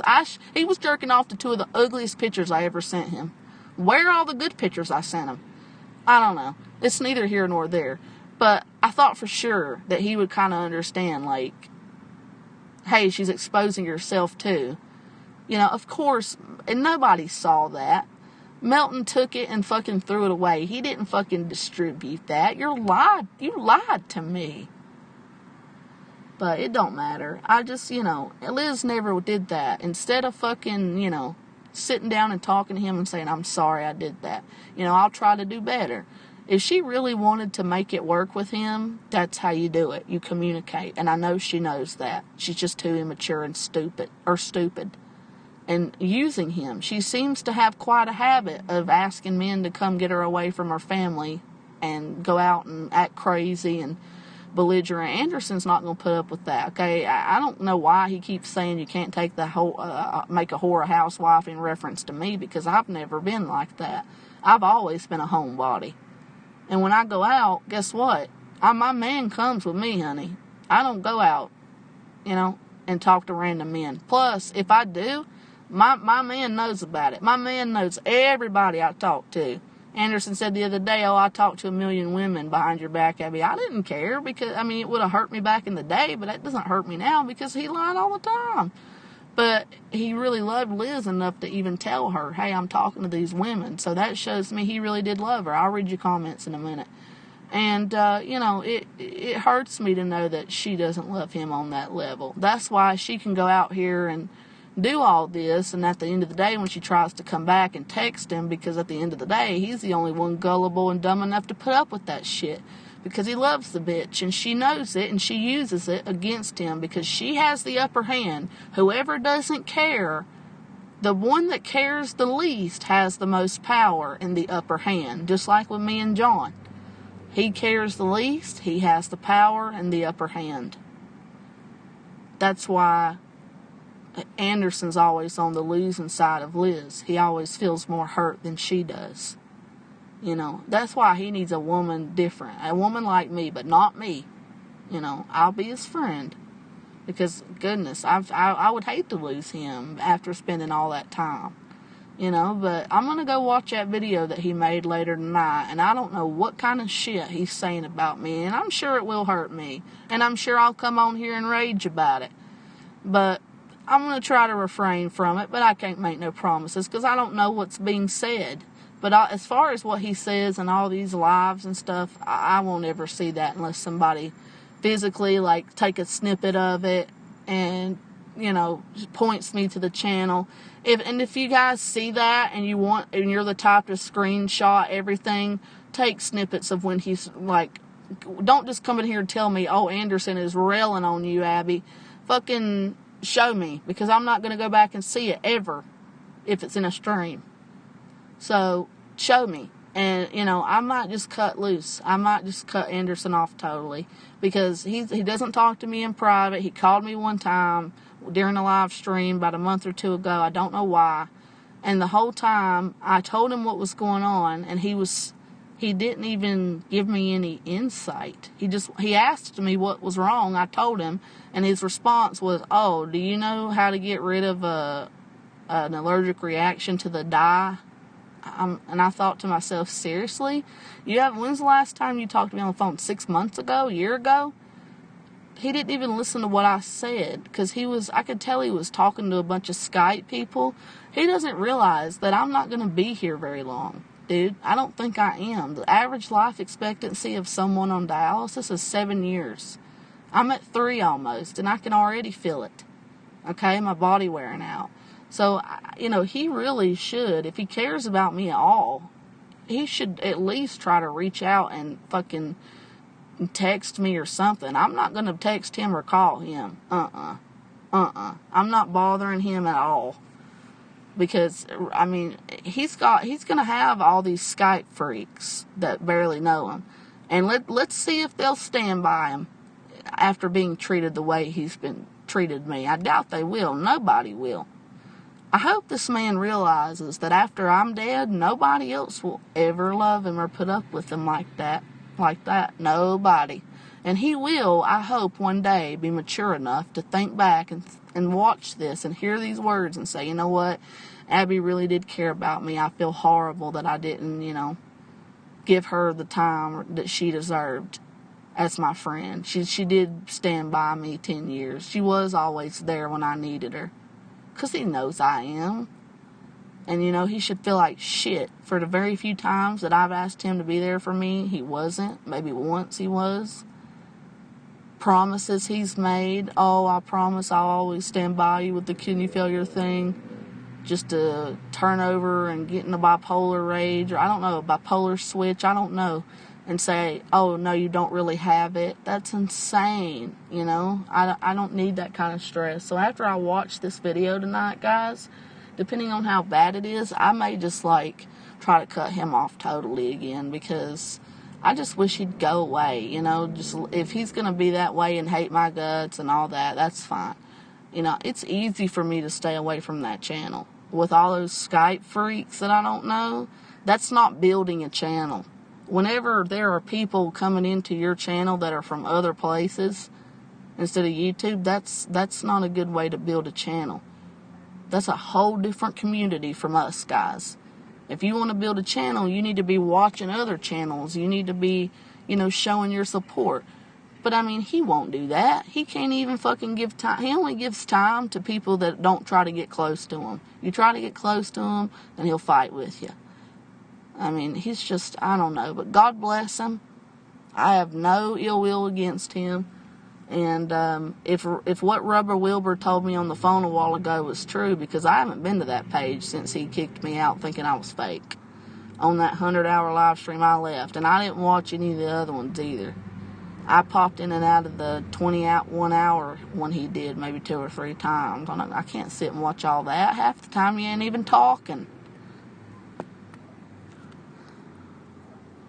Anyway, yes, let me read. Bergs is a showman and he tries to entertain. Can you guys press 18, type 18 if you can hear me? I'm here, Abster, thank you. Awesome. Yes, it is beautiful. Yes, it's all gone for sure. His hurt. No, he is hurting ringleader. Abster, you're a plethora of information and you seem to have a good heart. I do have a very good heart. I do. And everybody that knows me knows that. And I have a very big, forgiving heart. Thank you, Uncle Dale. Thank you. You're handsome, too. You ain't lost your looks. My Uncle Dale, guys. Uncle Dale, don't show your body or anything, but, if you want to, play your favorite song, on your guitar. You guys should hear my Uncle Dale fucking play the guitar. It blows Bergs away. He just doesn't have the equipment, so I don't know how good the sound will come through. But if you want to, Uncle Dale, you should show these people your guitar skills. Wow. Don't do nothing too fast because the audio might not pick up on it, but maybe you could play it in the back. I don't know, play the song in the background while you do the instrumental. If you could do something like that, only if you're comfortable. Bless you more for me, Abby. Thank you, Kevin. 18, thank you, sweet Kevin. Needs to go. Hey, Goose. Every time I see Goose, he's a sweetheart too. What did he say? Needs to go to the Build-A-Channel store at the mall. Wait, that's Build-A-Bear. Sorry. For sure, Goose. I just never cared about none of that. I just don't. It's times like this right now where I'm just sitting here, chilling, happy, talking to you guys. I have my uncle here who I deeply love, and I, am sorry that I didn't reach out to you before. And he just, guys, he recently had a birthday, and, every day is such a beautiful gift. Only if you're comfortable. I'm talking on YouTube, though, not just Facebook, Uncle Dale. Goose. How are you tonight, Goose? Goose just popped in and said the most funniest shit. He's funny. That put a smile on my face, Goose. But anyway, guys, how much you want to bet one of my lurkers is Advil or Anderson or I don't know, is Carrie here? Where's Carrie? Guys, come in and talk. Nobody's gonna block you. Uncle Dale only uses the wrench when I tell him to. And I'm not gonna tell him to block any of you. Hey, Uncle Dale, you didn't hide Advil, did you? If you hid him, you should never hide anybody, Uncle Dale. Always time them out. Did you time him out, Advil Head Stomp? Or did you hide him? I need to know that. Because he should have been back by now. Doing good, how about you? You know what, Advil? I will go and unhide you. Let's go to Walmart right now, just to, you know, because I don't know what I want to eat. I think we should probably get out of Starbucks' parking lot. I don't know why my lights are on.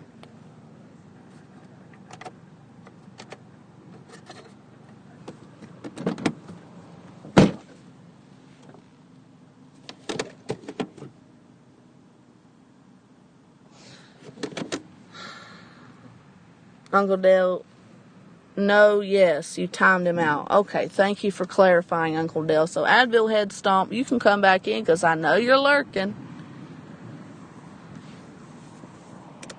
Gotta put our lights on.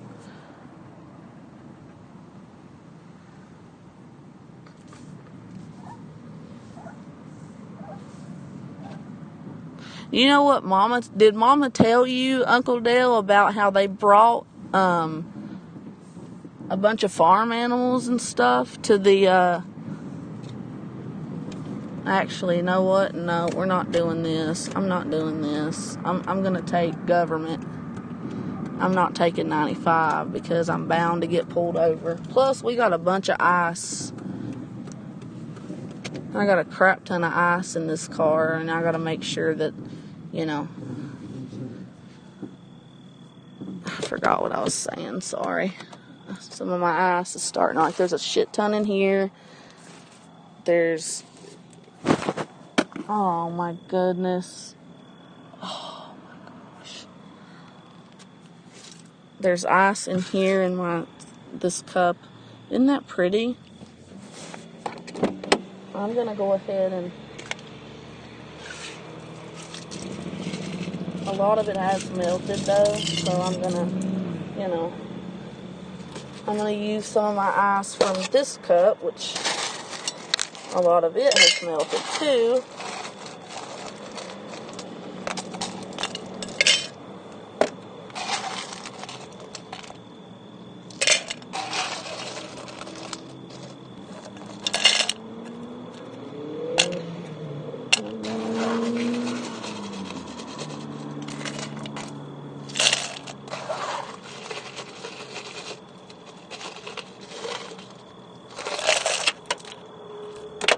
I'm trying to switch it over, guys. Damn.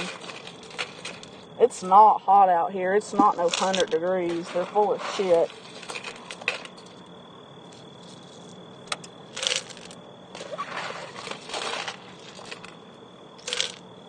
Alright, so I just bought a new set of ice in this cup right here I'm about to show you as soon as I can find something to dry my hands off of. Where are my napkins?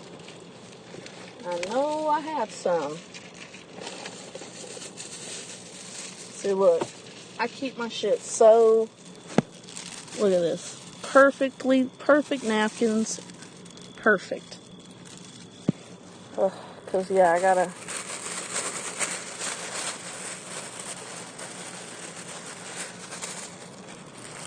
use some of these to dry off everything, guys. You can go ahead and chat if you want to. Yeah, she was ecstatic. what was it, an alpaca or a llama? They brought a bunch of farm animals, guys, to the rehabilitation center my mother lives in. And people that could walk got to go outside and see them. So they had a real monkey that got to come inside, which you know about Mom's monkey, right, Uncle Dale? Her little play monkey, her stuffed monkey that my dad got her for Valentine's Day like 2 years ago. Just like I got Cod is my baby. I'm sure she's told you about Cod, right, Uncle Dale? How Cod's like my baby from the baby I lost. Yeah. So, anyway, my mom has the same thing, but it doesn't represent a baby she lost. It's just her baby, you know. She loves kids. Man, I wish all these losers wouldn't go live, because you know what? They should be, you know, people like Mangoes and all that. As much as I care for G, I don't care for his audience. I don't like that every time I go over there, he promised me that he would start doing more content where, you know, it's just going to be him and not a bunch of crazy women on there that are from the drama community. The drama community make it hard for good people like me or other people that don't want to come in there and listen to that. Because he just gets so fucking stoned on his porch. I watched him the last time he went live. And he gets so stoned on that goddamn porch that he'll start off strong. He'll start off real strong. And, see, look. Got my nice little napkins. And they're perfect. And I'm going to put them back in my little bag here. He'll start off so strong sometimes. He'll talk, he'll engage, and then the chat goes by so fast because then all the bitches come, all the dumb drama bitches. And I don't even know what communities they're from, but I'm assuming drama because that's all I hear.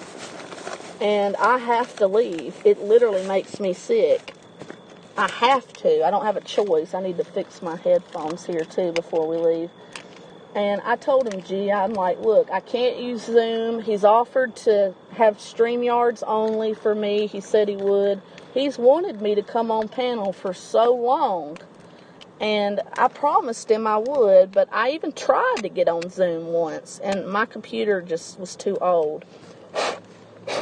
So, you know what? It just sucks, guys. You know, I wish that talented people who would just, like, you know, run their own fucking shows. He's really talented. He needs to run his own fucking show. And that's just my opinion. If he doesn't want to, that's his prerogative. But I'm not going to watch. I'm not like he needs me to or anything, and I'm not saying he does.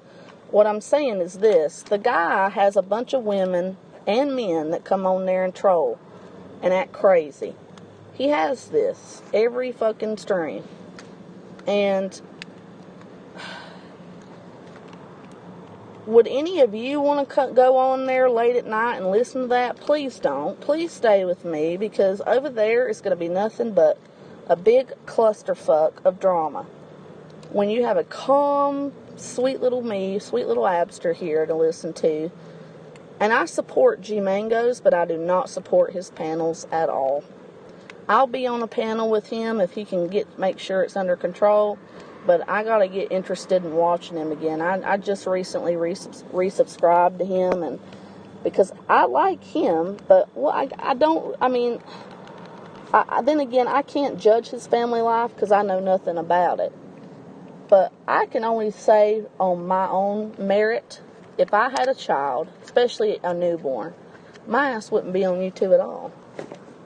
I'd be ecstatic, but men are different. You know, you're supposed to provide for the baby. And I think G Mangoes does a great job of providing for his family. I think that any man that doesn't provide for their fucking family is a piece of shit. But these days, guys, and you'll notice this too, Uncle Dale, when you visit, the people up here, even where I'm at, the people up here don't even have any morals hardly. You'll notice it, especially where you're from, because you come from where I do. Oh my God, don't be alarmed. It's just the way they are.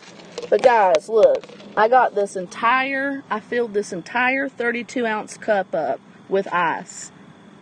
And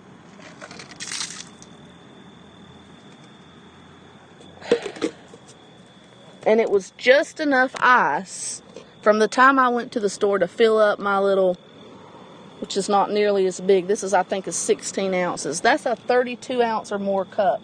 And then I got this Red Bull here, which I got a cranberry one, which I'm not going to have right now. I need to get, I'm going to put the lid back on these,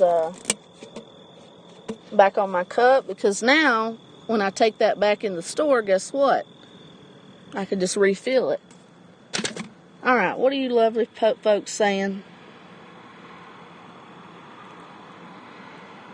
Hey, Advil.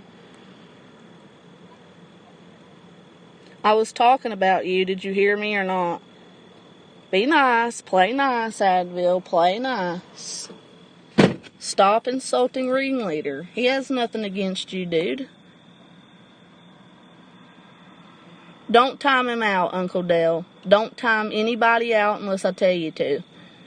Please. And thank you for staying with me this long, Uncle Dale. It's such a pleasure. Yes, she did tell me yesterday. Yes, I know. No, didn't you say goodnight 100 and 290 times, Ringleader? No, he's not said goodnight at all, Head Stomp. He's in here. He's been talking to me a long time. He didn't say goodnight. He's welcome here, too. I don't know you, dude. So, good night means good night unless you're looking for something to say. Oh, no, don't go. In which case you'll never hear. No, I told Ringleader because he was getting to the point where he was like, he saw that there were a bunch of people watching, but nobody's like talking. And, you know, I understand the anxiety of that. I've been in a few chats before where I was the main one carrying it. And I thought, what the fuck? I got 10 people watching. I'm the only one talking. I know how he feels, dude. That's why I made it clear to him. Guys, there's no expectations.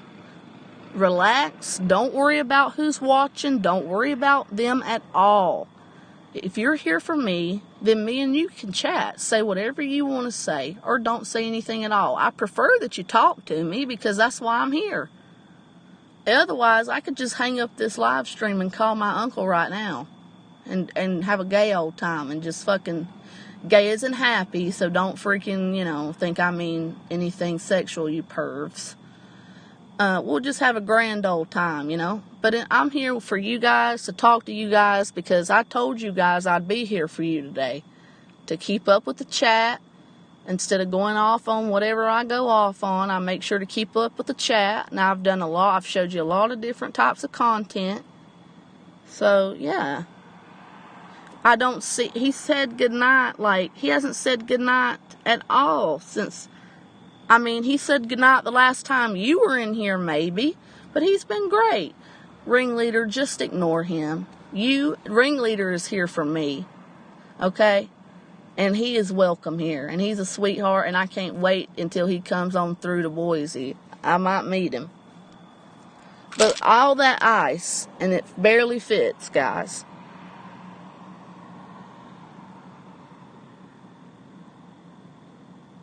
What do I say about you, Advil? Well, do I know you at all outside of this account?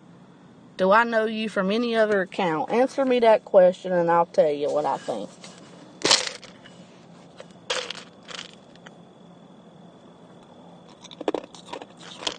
Listen, baby, let's talk about us.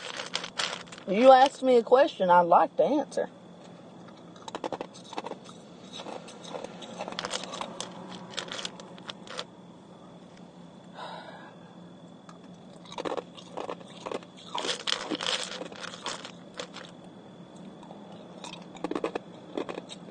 Where have you been, Advil?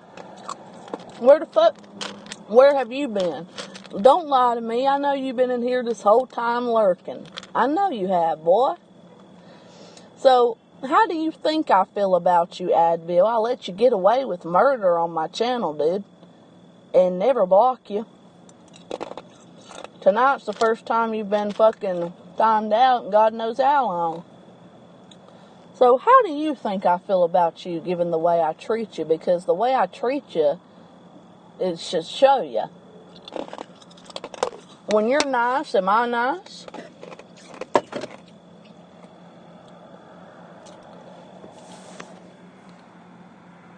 I'm playing hard to get, so you tell me. I had to mow the lawn for my grandma. Well, how the fuck am I supposed to... You're mowing the lawn for your grandma, really? Your grandma doesn't live anywhere near you, you liar. No, you didn't mow no grass. You've been in here the whole time. Don't lie to me. I'm not stupid. I like you, obviously, or I wouldn't let you on my channel, period.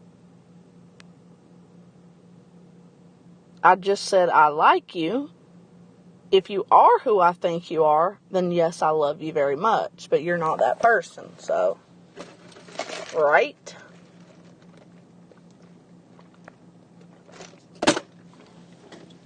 Mowed the lawn. Well, if you mowed the lawn, then you need to scroll back a little bit, or when I'm finished with this stream, you need to watch, like, wherever it's at now, go back 30 minutes or so and listen to all I said, because you missed a lot. Alright, guys. Where are we going? I don't need to go to Walmart now.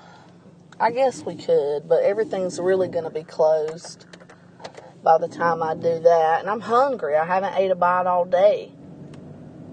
Actually got an appetite, which is nice, Advil. What are you eating? Do you know how to cook? Let me ask you this, Advil. Can you cook at least? Do you know how to cook? Since you're so handy with the lawnmower.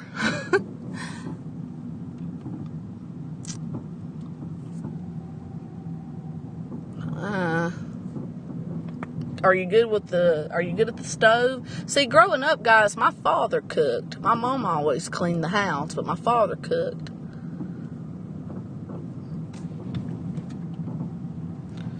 I believe I'm gonna get me a couple egg rolls over here because, man, nothing beats a Jack in the Box egg roll. I hate them, but man, the only egg roll I've ever liked was from Jack in the Box, and that's what I want, one of their egg rolls. Alright, Uncle Dale, are you still here? If nobody's going to say anything, as soon as my uncle confirms that he's here. Yeah, but can you cook food?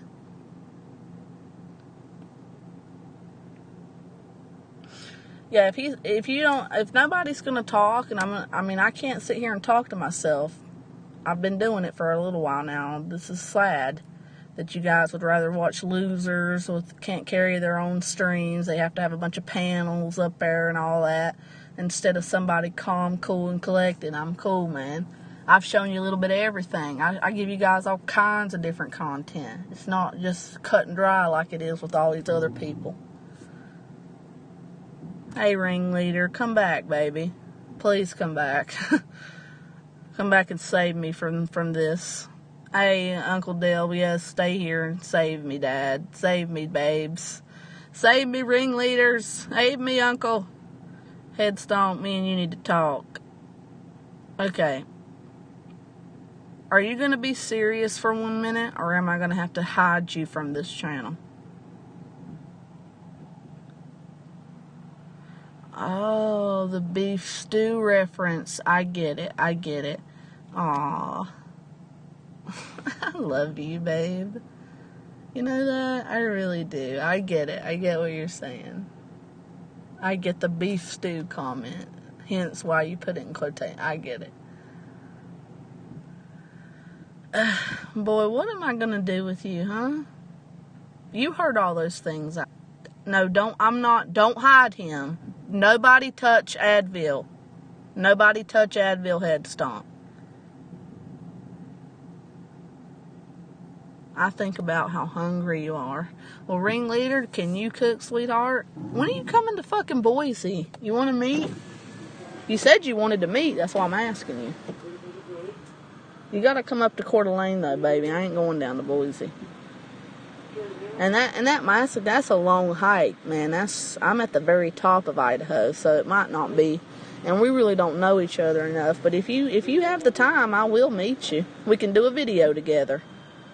I'll show my face in it and all. You don't have to show yours, but we can talk. It'd be cool as hell. Did you hear the things I said about you earlier in this stream? Yes or no? Please say yes if it's true. And you know who you are. Hi, how are you? I'm hanging in there. How are you?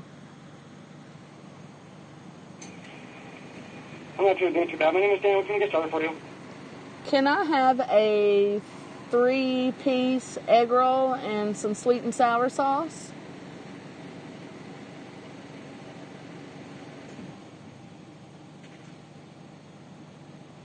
That's all. Just call it tomorrow and hit the window. How much is it? $4.76 for 3 egg rolls. After tax? Yes, ma'am. Thank you, sir. $4.76 after. I know. Yeah, I know you're coming from way down south. I don't know. Well, it's up to you, ringleader. My freaking number is literally in the title of my last stream, so hit me up if you want. Now, I don't talk a lot, so don't get mad at me if I don't respond, but if you want to talk about something serious like that. Anyway. How much did he say it was? $4.76?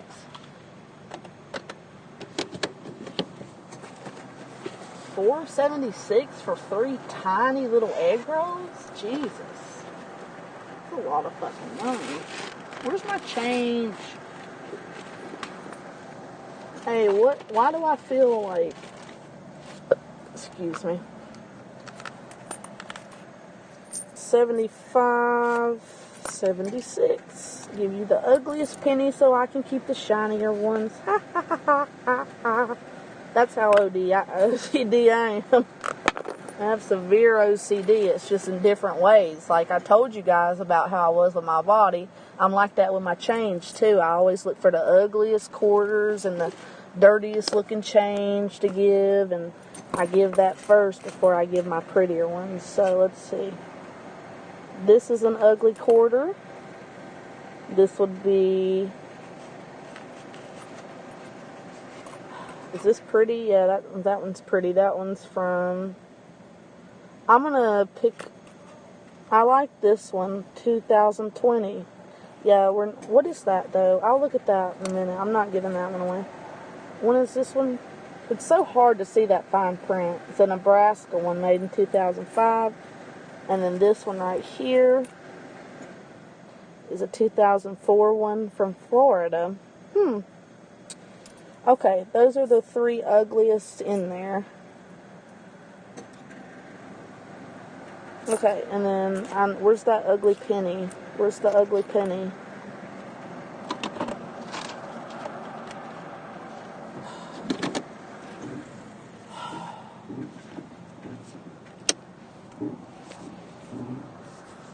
Advil, did you answer me, babe?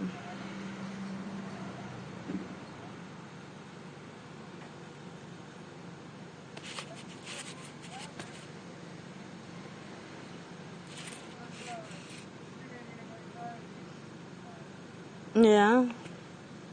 Are you gonna stop being a whore so I can have it, or what? Are you serious about it? Then you need to, hit me up privately, Advil. Text me, okay? Text me or call me. I know that's hard for you, but I know you can do it.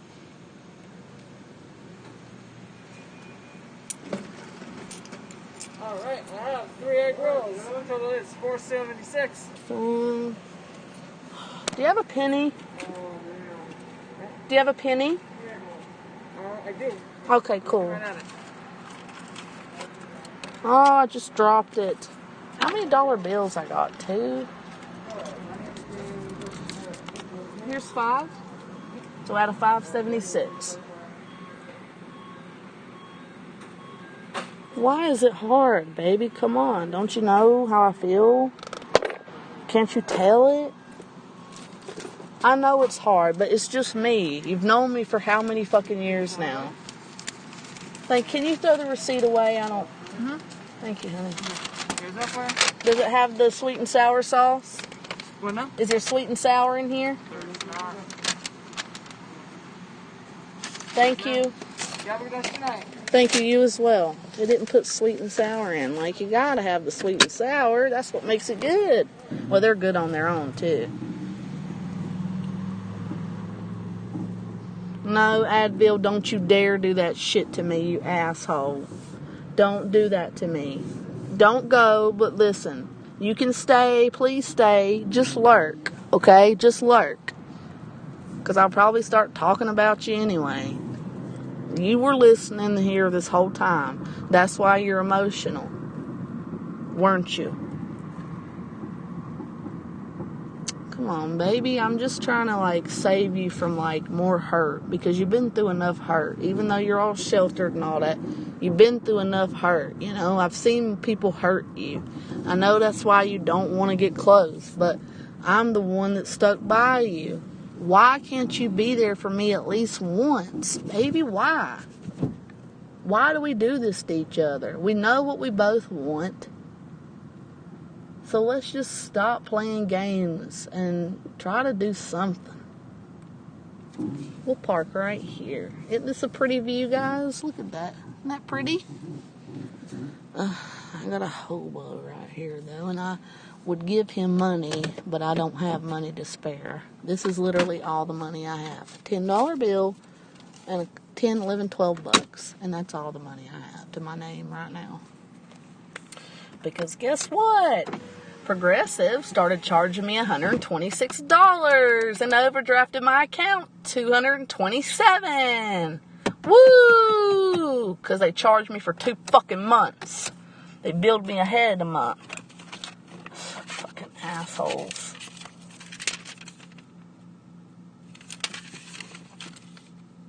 Stay, Advil. I know you're still here. Hey, alright, well, if anybody else don't want to talk, then Uncle Dale, you ready to talk on the phone? 8 lurkers. No, let's go to Walmart. Let's go to Walmart. Well, they're only open for another hour. Oh, that sucks.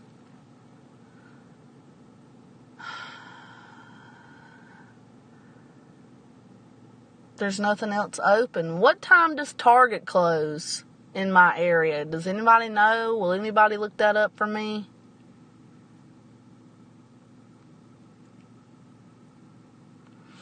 Well, I'll continue talking. What do you guys want to talk about? There's 9 of you in here, guys. Come in.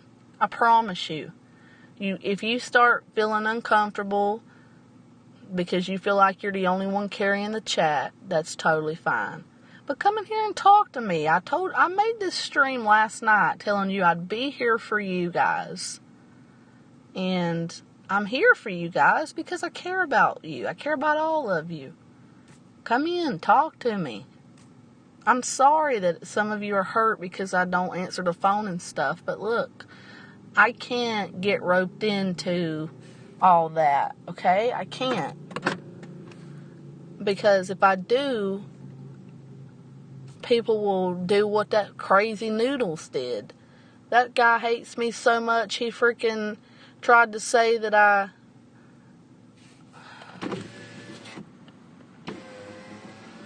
I'm going to turn off my engine and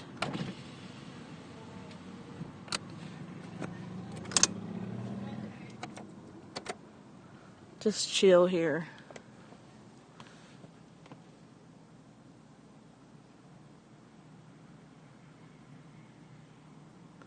It's very beautiful in there, even though, do you know that yoga is an occult practice? It is satanic. That's why they push it so much. This whole meditating and all that, you know, Aleister Crowley talks about that, and then there's another satanic Bible talks about yoga and how you're supposed to perform it and meditate and do different things to help you clear your body of negative energies so that you can meditate. They want you to learn how to meditate so that you can completely blank out your mind. Because it said something to the effect of, if you can get your mind to be still, and the only way to do that is through meditating, to where you can literally not have a single thought go through your head, then whenever it comes time for you to perform your spells, such as summoning a demon, or they call it conjuring a spirit in that Bible, that satanic Bible.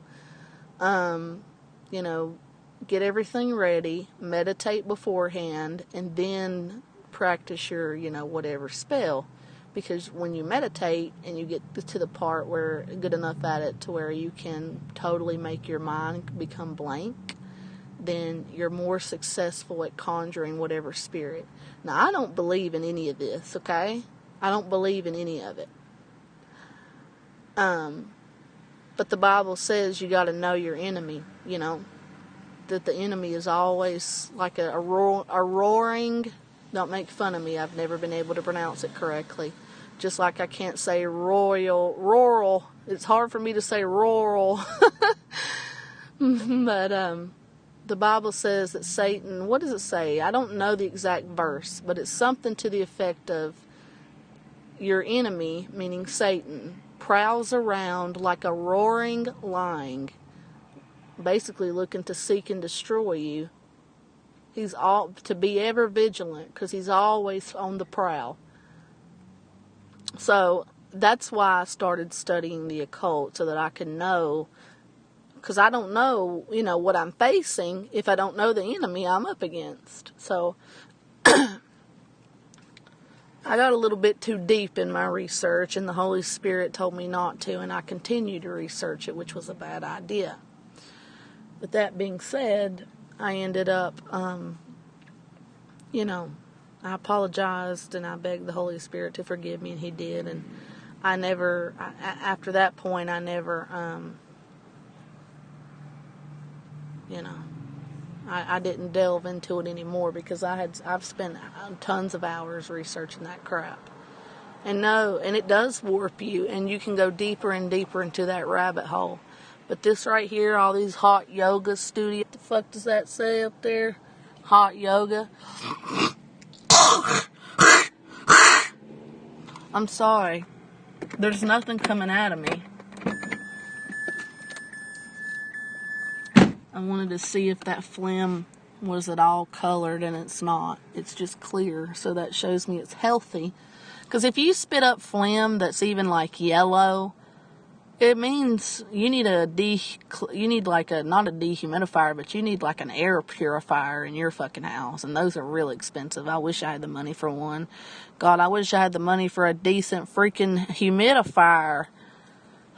But I'd love more than anything to have a detoxifier. If anybody's willing to buy me a freaking Christmas gift, because God knows I'm not going to be able to afford anything at Christmas, then I would love an air detoxifier. I would love it, because my old house that I live in has the most horrible, it has no ventilation system. No ventilation. If you live like in a trailer or a regular home, you're supposed to change the air filter every 6 months. There's no place to put an air filter anywhere throughout the home, in any of them. And there's no air that gets in there. We don't have rats or anything, and we probably do have mouse living in the walls, but I don't ever see any in my apartment. And, it's just so sad that the quality of the air, because all that crap they make downstairs and the heat and all that, and, it all rises up. It's a very old home, guys. It's not even up to, the house I live in is not up to code for it to continue to be able to have, people renting it as an apartment due to things like that.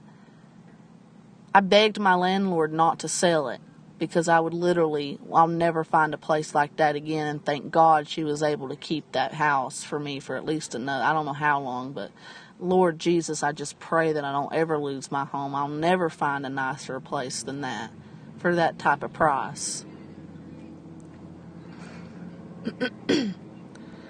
Anyway.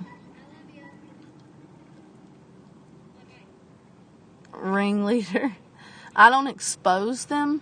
No, I don't watch anything like that. It'll warp you. If you don't know the Bible, if you don't have the protection of the Holy Spirit, don't look into that stuff, guys, because it'll warp you. You're not supposed to put it's displeasing to God. You know, the eyes are the lamp to the soul. And, yeah, but anyway, moving on. I have the gift of discernment. I know that everybody can discern, okay? But I have the gift of discernment. The Holy Spirit told me this, okay? So I'm able to see what a lot of people can't. I'm able to discern what a lot of people can't. It's hidden in plain sight. They tell you this now, guys. You're exposed to it every day. It's hidden in plain sight. But I'm more capable than other people to pick up on it. Okay? Because that is my gift. I don't know how else to explain it to you, and I don't need to explain it to you. I encourage you to read the Word, to fast. If you fast for at least 24 hours, having no food, no drink other than water, and read your Bible for a couple hours. Start in the book of Acts. Start in the Psalms. Start reading the Psalms. Start in the book of Psalms and read that for 3 to 4 hours. Just keep reading. Fast and pray that God reveals himself to you. Pray to Jesus Christ. Ask him to protect you, protect your family, protect your loved ones, to heal your broken heart, to help you have the courage, hint, hint, wink, wink, to get closer to those that you love and that you know love you instead of running away. You know, and God will give you that. You know, you just got to pray to him. And pray in confidence. Don't just ask him for a bunch of stuff. You know, tell him how thankful you are that he died for your sins. Tell him how thankful you are to know that he loves you in a way that your human brain cannot comprehend.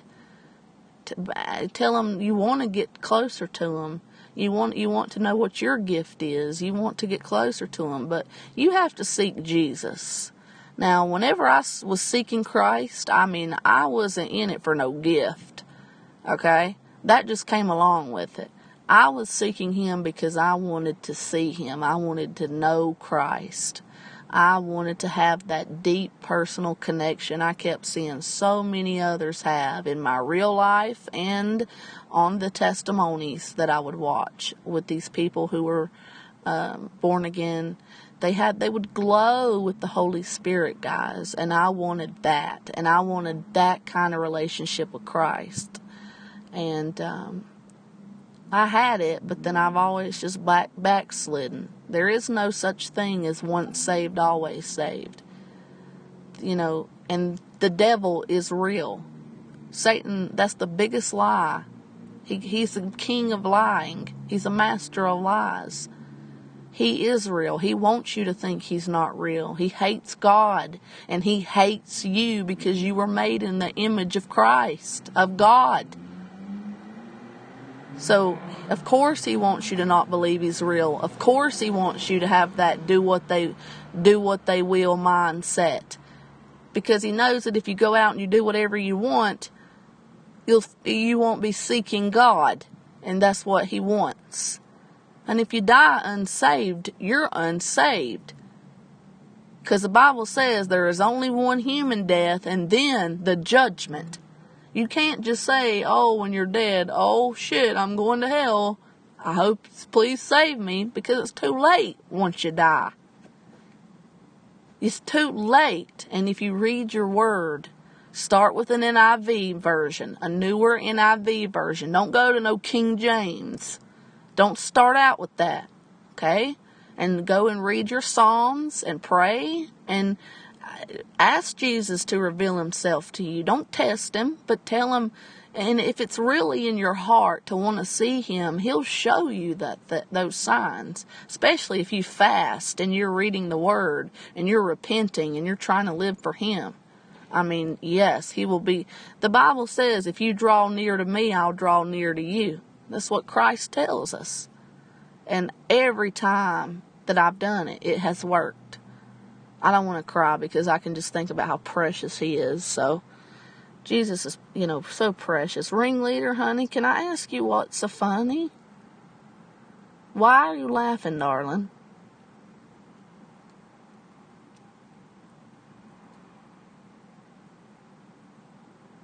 Wait, what does that mean? You're calling God a liar? Did you give your life to Jesus? I never, no, ringleader, whatever, what are you talking about? What did I say that would make you think I'm calling God a liar? My God, no. Jesus Christ I've accepted that He died on the cross for my sins. I've accepted Him into my heart. I love Him. I love God the Father, and I love the Holy Spirit. No, of course God's not a liar. God is all-knowing.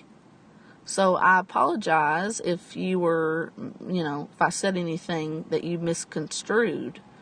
But my beliefs, ringleader, as long as you've been watching me, you should know by now how pretty, I'm very much for Christ. I would never blaspheme the Lord. And if I do, like if I say the GD word or all whatever, you usually hear me say, I'm so sorry, Father, please forgive me for taking your name in vain. So what did I say, ringleader, that made you think that I was calling God a liar? Is that even the real ringleader? Because this ringleader character is acting so strange. The ringleader that I know, and since I'm on Streamlabs, I can't see anything but... Okay. You said once saved is not always saved. Well, okay. Yes, that's correct. There are people that believe that once you're baptized, once you say the Lord's Prayer, and once you've accepted Him into your heart, that you're saved. But then these same people don't continue to repent. They don't go to church, which you don't have to go to church, but they don't fellowship with other believers. They don't read the Bible. They rarely pray. They live sinful. They do whatever they want. Guess what? If you live a life like that and you don't glorify God and try really hard every single day, then you will not be saved. If you get baptized and say the Lord's Prayer and fucking accept our Lord and Savior Jesus Christ into your heart, and then you go out and live a sinful life and go into Vegas and freaking gambling all your money away and, drinking your life away and all that, you're not going to heaven. That's not living for Christ. So if you backslide and do that, you can't just say, I'm saved because, I accepted Jesus Christ into my heart, even though, I go out to Vegas every night, every weekend, and I have sex with hookers and I gamble and all that, but I'm saved and I do coke and all that. No, somebody like that is not saved. That's what I mean by that. So I hope that clarifies it for you, sweetheart.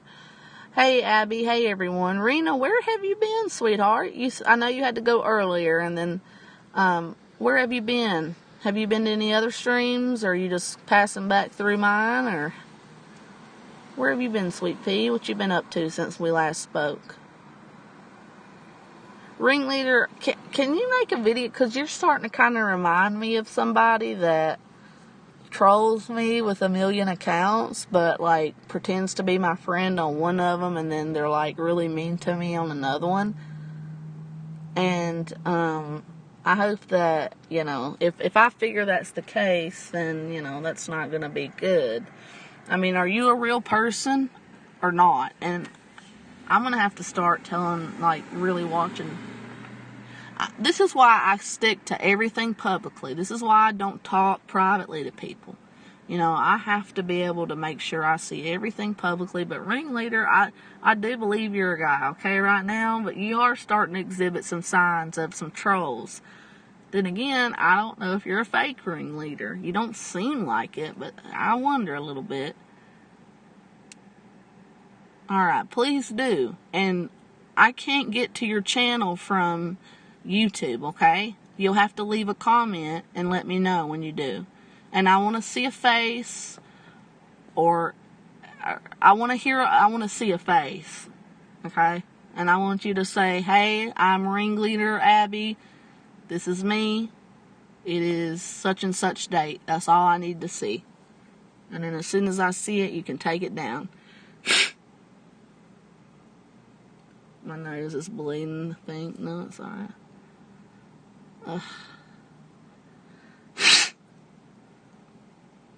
Uncle Dave, you doing good? Uncle Dave. Uncle Dale, you doing good? I know you're an all-nighter. I'm an all-nighter too, Uncle Dale. Rena, I forgot where you told me you're moving to. I don't think you did tell me where you were moving, did you, darling? We've been going 2 hours and 25 minutes on this stream alone. Advil, I know you're still listening. Come back in here, please. You know what, Advil, baby? There's no expectations. Just know I'm always here for you. And the next time I come to you, please try to treat me with a little respect. For fuck's sake. You and I park at the lake and watch the water when we met. I know that wasn't too long ago, but I do that all the time, baby. Are you moving to Boise? My sweet Uncle Dale is going to be a hell of a fucking mod. He is stuck by me through all my streams. Uncle Dale, are you down to are you enjoying this, Uncle Dale? Do you want to take on the role of being here through all my live streams and modding for me? And Uncle Dale, feel free to chime in and talk too. If you have anything you'd like to talk about. Nobody knows who you are. And trust me, nobody will ever know how to get to you, dude. Nobody will. Because these little silly people think they can dox and all that. Dude, I ran a couple IPs through a software my friend let me use. And it still didn't give me a fucking exact address when I ran it through well, I know how to get IPs, but, and guess what? Even if you have a VPN on, I know how to still get your real IP, you asshole. How you like that?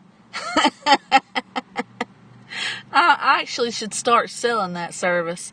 If anybody wants to know the general state, sometimes the city or county, sometimes I can get the city and the county, but I know I can always get the state though. I've successfully gotten an address one time. But, that's, that's some advanced shit. Because I know, and, have you ever seen these, NordVPN? They advertise it sometimes. It works. It for sure works. And yes, you can end up having a disguise in your IP. If you ever click on a video on YouTube and it says it's blocked in your country, well, you change the VPN and say that you're in Germany, and then you can go back to that same video under that VPN, and it registers your IP address as being in Germany, and it'll let you watch it. Same thing with Netflix and stuff. Now, I've never used it, but they have apparently the Canadian Netflix is a lot better than the USA one. So you can just pick a VPN IP address through Canada and boom, there you go.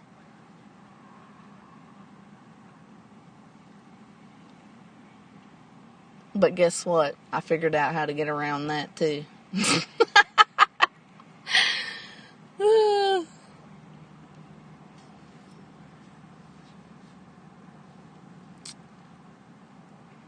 That is my real uncle, Rena. His name is Uncle Dale. That is my real uncle. Yes, ma'am, it is. Uncle Dale, this is Rena Hensley. Sweet woman. Very supportive. She's a lurker. Sometimes she lurks drama, but she does not get involved with it from what I've seen, which is the exact kind of people and I appreciate having in my audience. She's a beautiful woman.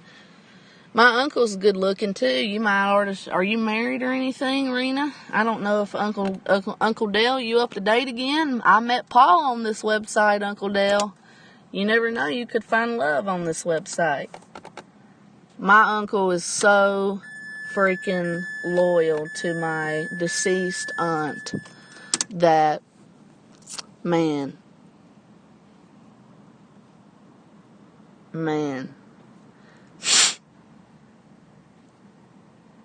She's been dead 17 years almost, 12 years almost. And he still talks about her every day. I would love for him to move on and find some love. He's got a nice place in North Carolina. He has a nice home. He can play guitar very well. He's talented. He's very smart. He's easygoing. Great to talk to on the phone. He knows me. He knows my mother very well. Aw, thank you, Uncle Dale. He says, yes, I'm loving this. See, I'm tight-knit with my family, dude. He knows my dad. He talks to Mom. I'm tight-knit.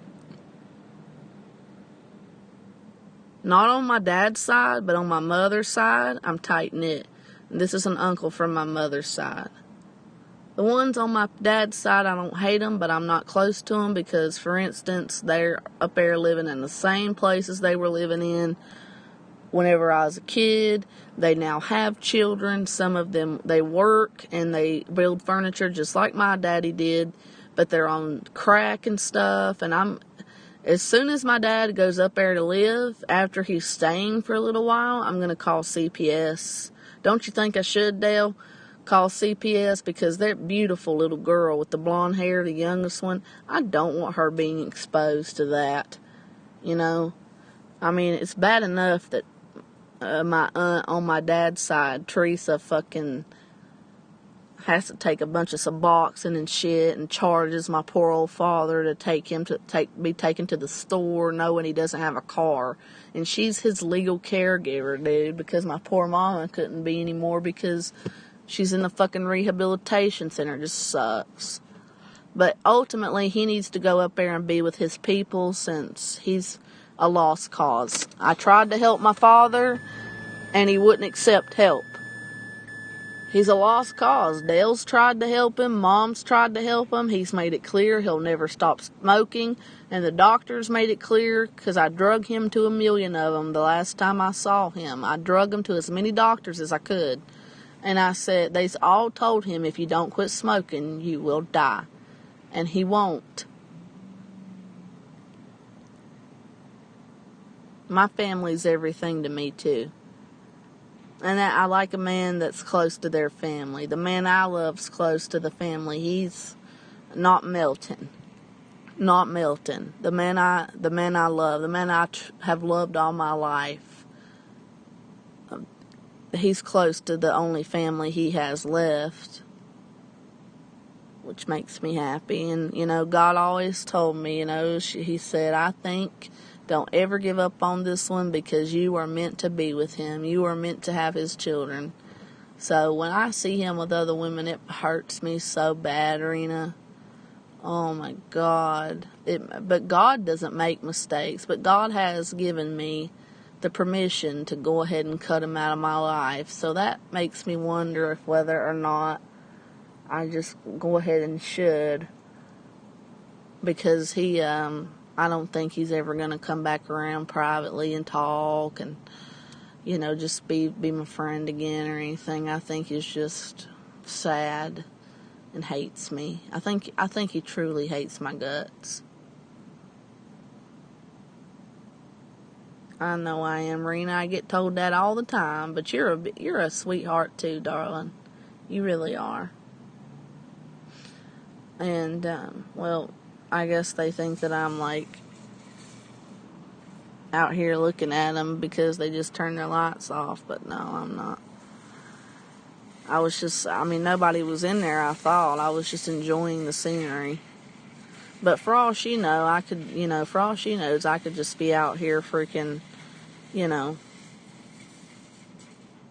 Oh, she's getting ready to close the store. That's what she's doing. But for all she knows, she ain't paying attention to me. She ain't been watching me long enough. But for all she knows, I mean, I could just be, you know, she's coming outside. So, and I mean, for all she knows, I could be somebody here like videotaping, wanting to rob, which I would never do. So I understand why she turned the light off, but she's leaving anyway. So, anyway, you guys know I would never do nothing like that. How could anybody not love me? Well, the fact is,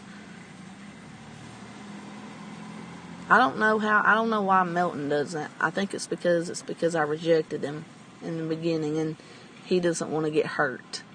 But for the other man that I truly love with all my heart, I don't know why.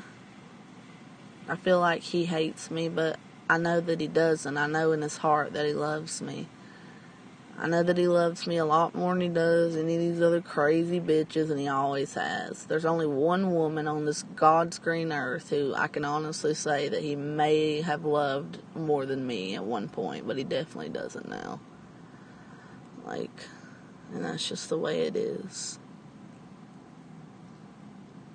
Hey, Uncle Dale, our jealous bitch is in here, 'cause she's mad that, the man I love really doesn't love her at all. When he mentions her, she fucking just is a pawn in him. He uses her to get her eyes out of her, and she falls for the fucking bait every time, and the bitch is dumb enough to think that he fucking loves her. Lord help. Me and his first love, his only other love besides me, we're talking about like a long time ago when I hated this bitch. We were talking about, she said, God, no, Anderson will never love him, will never love her. But when he talks about you, Abby, I could tell, because she watches sometimes, and she's like, no, Anderson doesn't love her at all. He hates that bitch. And she said, I told you that would end up happening. And I said, you're right, Nat, you're right. Hey, I gotta get I'll block it. Give me just a minute. It's going to buffer. I will be back in 5 minutes. Please.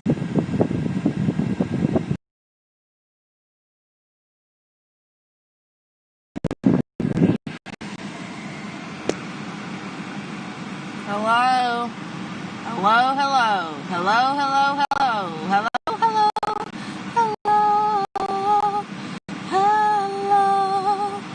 Hello. It's Abster here. Alright, Miss, yeah, I know who it is. It's a jealous bitch that, you know, is mad because this man that loves me doesn't love her. I don't know why she cares when she's already got a man. Anyway. Hey, thank you, ringleader.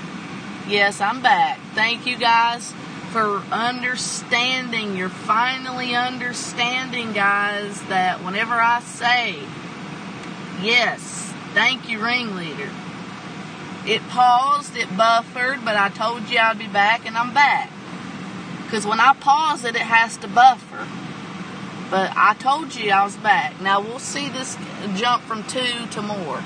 Should I go ahead and end the streams? If Adville's not going to be here, and I want to talk to Uncle Dale privately, because more people are coming in. Guys, all I did was pause it. I said I'd be back in 5. I had to get rid of that evil COD account. And I'm here. I didn't even take 5 minutes, guys. Come on in. Come on in. Come on in. I gotta be at dialysis at 5:45 in the morning. I'm so hungry. I should probably eat these egg rolls, huh?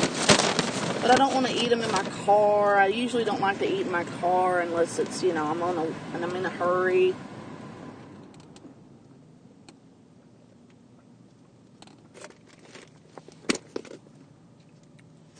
Thank you, Uncle Dale. Mwah. Talk to, I don't know, Uncle Dale, are you wanting to date? Since, you know, the death of you-know-who, don't mention her name here.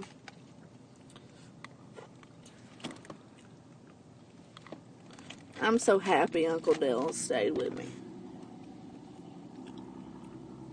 I'm eating the strawberries out of this strawberry refresher.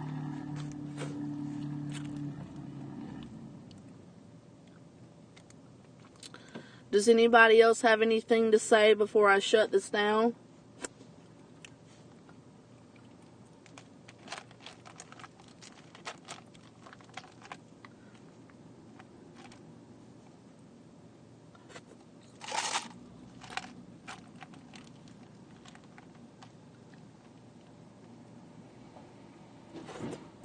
Come on, you lurkers.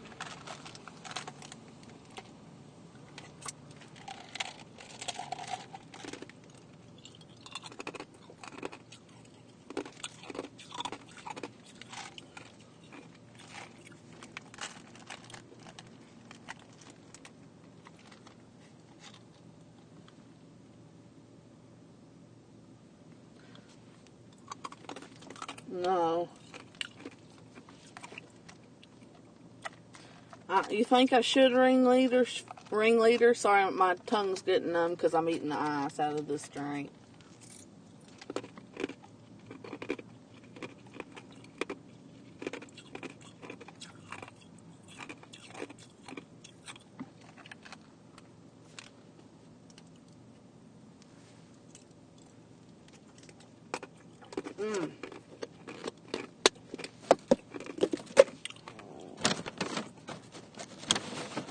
There's something about the strawberries that Starbucks sells that comes in their drinks. My God, they're always perfect, like they are in North Carolina. They're perfectly ripened. They must put some kind of sugar on it, man, but the color itself is immaculate. There's not a lot of white, and it's really red, like it's so fresh looking. The color's perfect. Because strawberries really are one of those things that when you pull them off the vine, they do not continue to ripen. They do not. They need to be picked off the vine whenever you're ready to eat them. Ringleader, Abby, I would love to talk to you and your uncle, but I got to get up in the morning, so I got to go to bed. Love you. All right. Well, bye, Rena. I love and adore you as well, sweetheart. But I'm going to consider what the Cod the Filth animal said, and I'm going to treat Advil with a lot of caution. If he doesn't start leaving me some fucking comments, telling me some things that only me and him would know on, then I'm not going to ever speak to him again. You need to let him know that. He needs to tell me things that only me and him would know. Or else I won't speak to him again, because I think people may be starting to clone him. So if he's the real man I think he is, then he needs to start stepping up his game and letting me know, hey, do you recognize this? And don't make it obvious, okay, to other people. And you got my number, 828-604-0918. I won't respond back. If you just say, here, hey, I'm Advil, and you'll know me because of this memory. And then I'll never question you again. Bye, guys. Mwah. It was great to talk to you guys. I appreciate everybody coming. I'm going to go now. And please pray for me tonight, Rena. Keep me in your prayers, guys. Keep my mother, my uncle, and all of us in your prayers. I really appreciate that. Goodbye, guys. Mwah. It's been a great stream, and I appreciate all of you coming in. I know it was a little slow tonight, but that's because I've been streaming a long time, for one. And for two, there's a bunch of fuck nothings that are live, all about drama. And people would rather watch that sometimes than watch a genuine person. But you'll see, whenever I get pissed off again, I'll have 30, 40 people in here. Especially if I show my face, I'll get 80 or more. Damn. And I just don't want to be that popular, Thanks, Doc.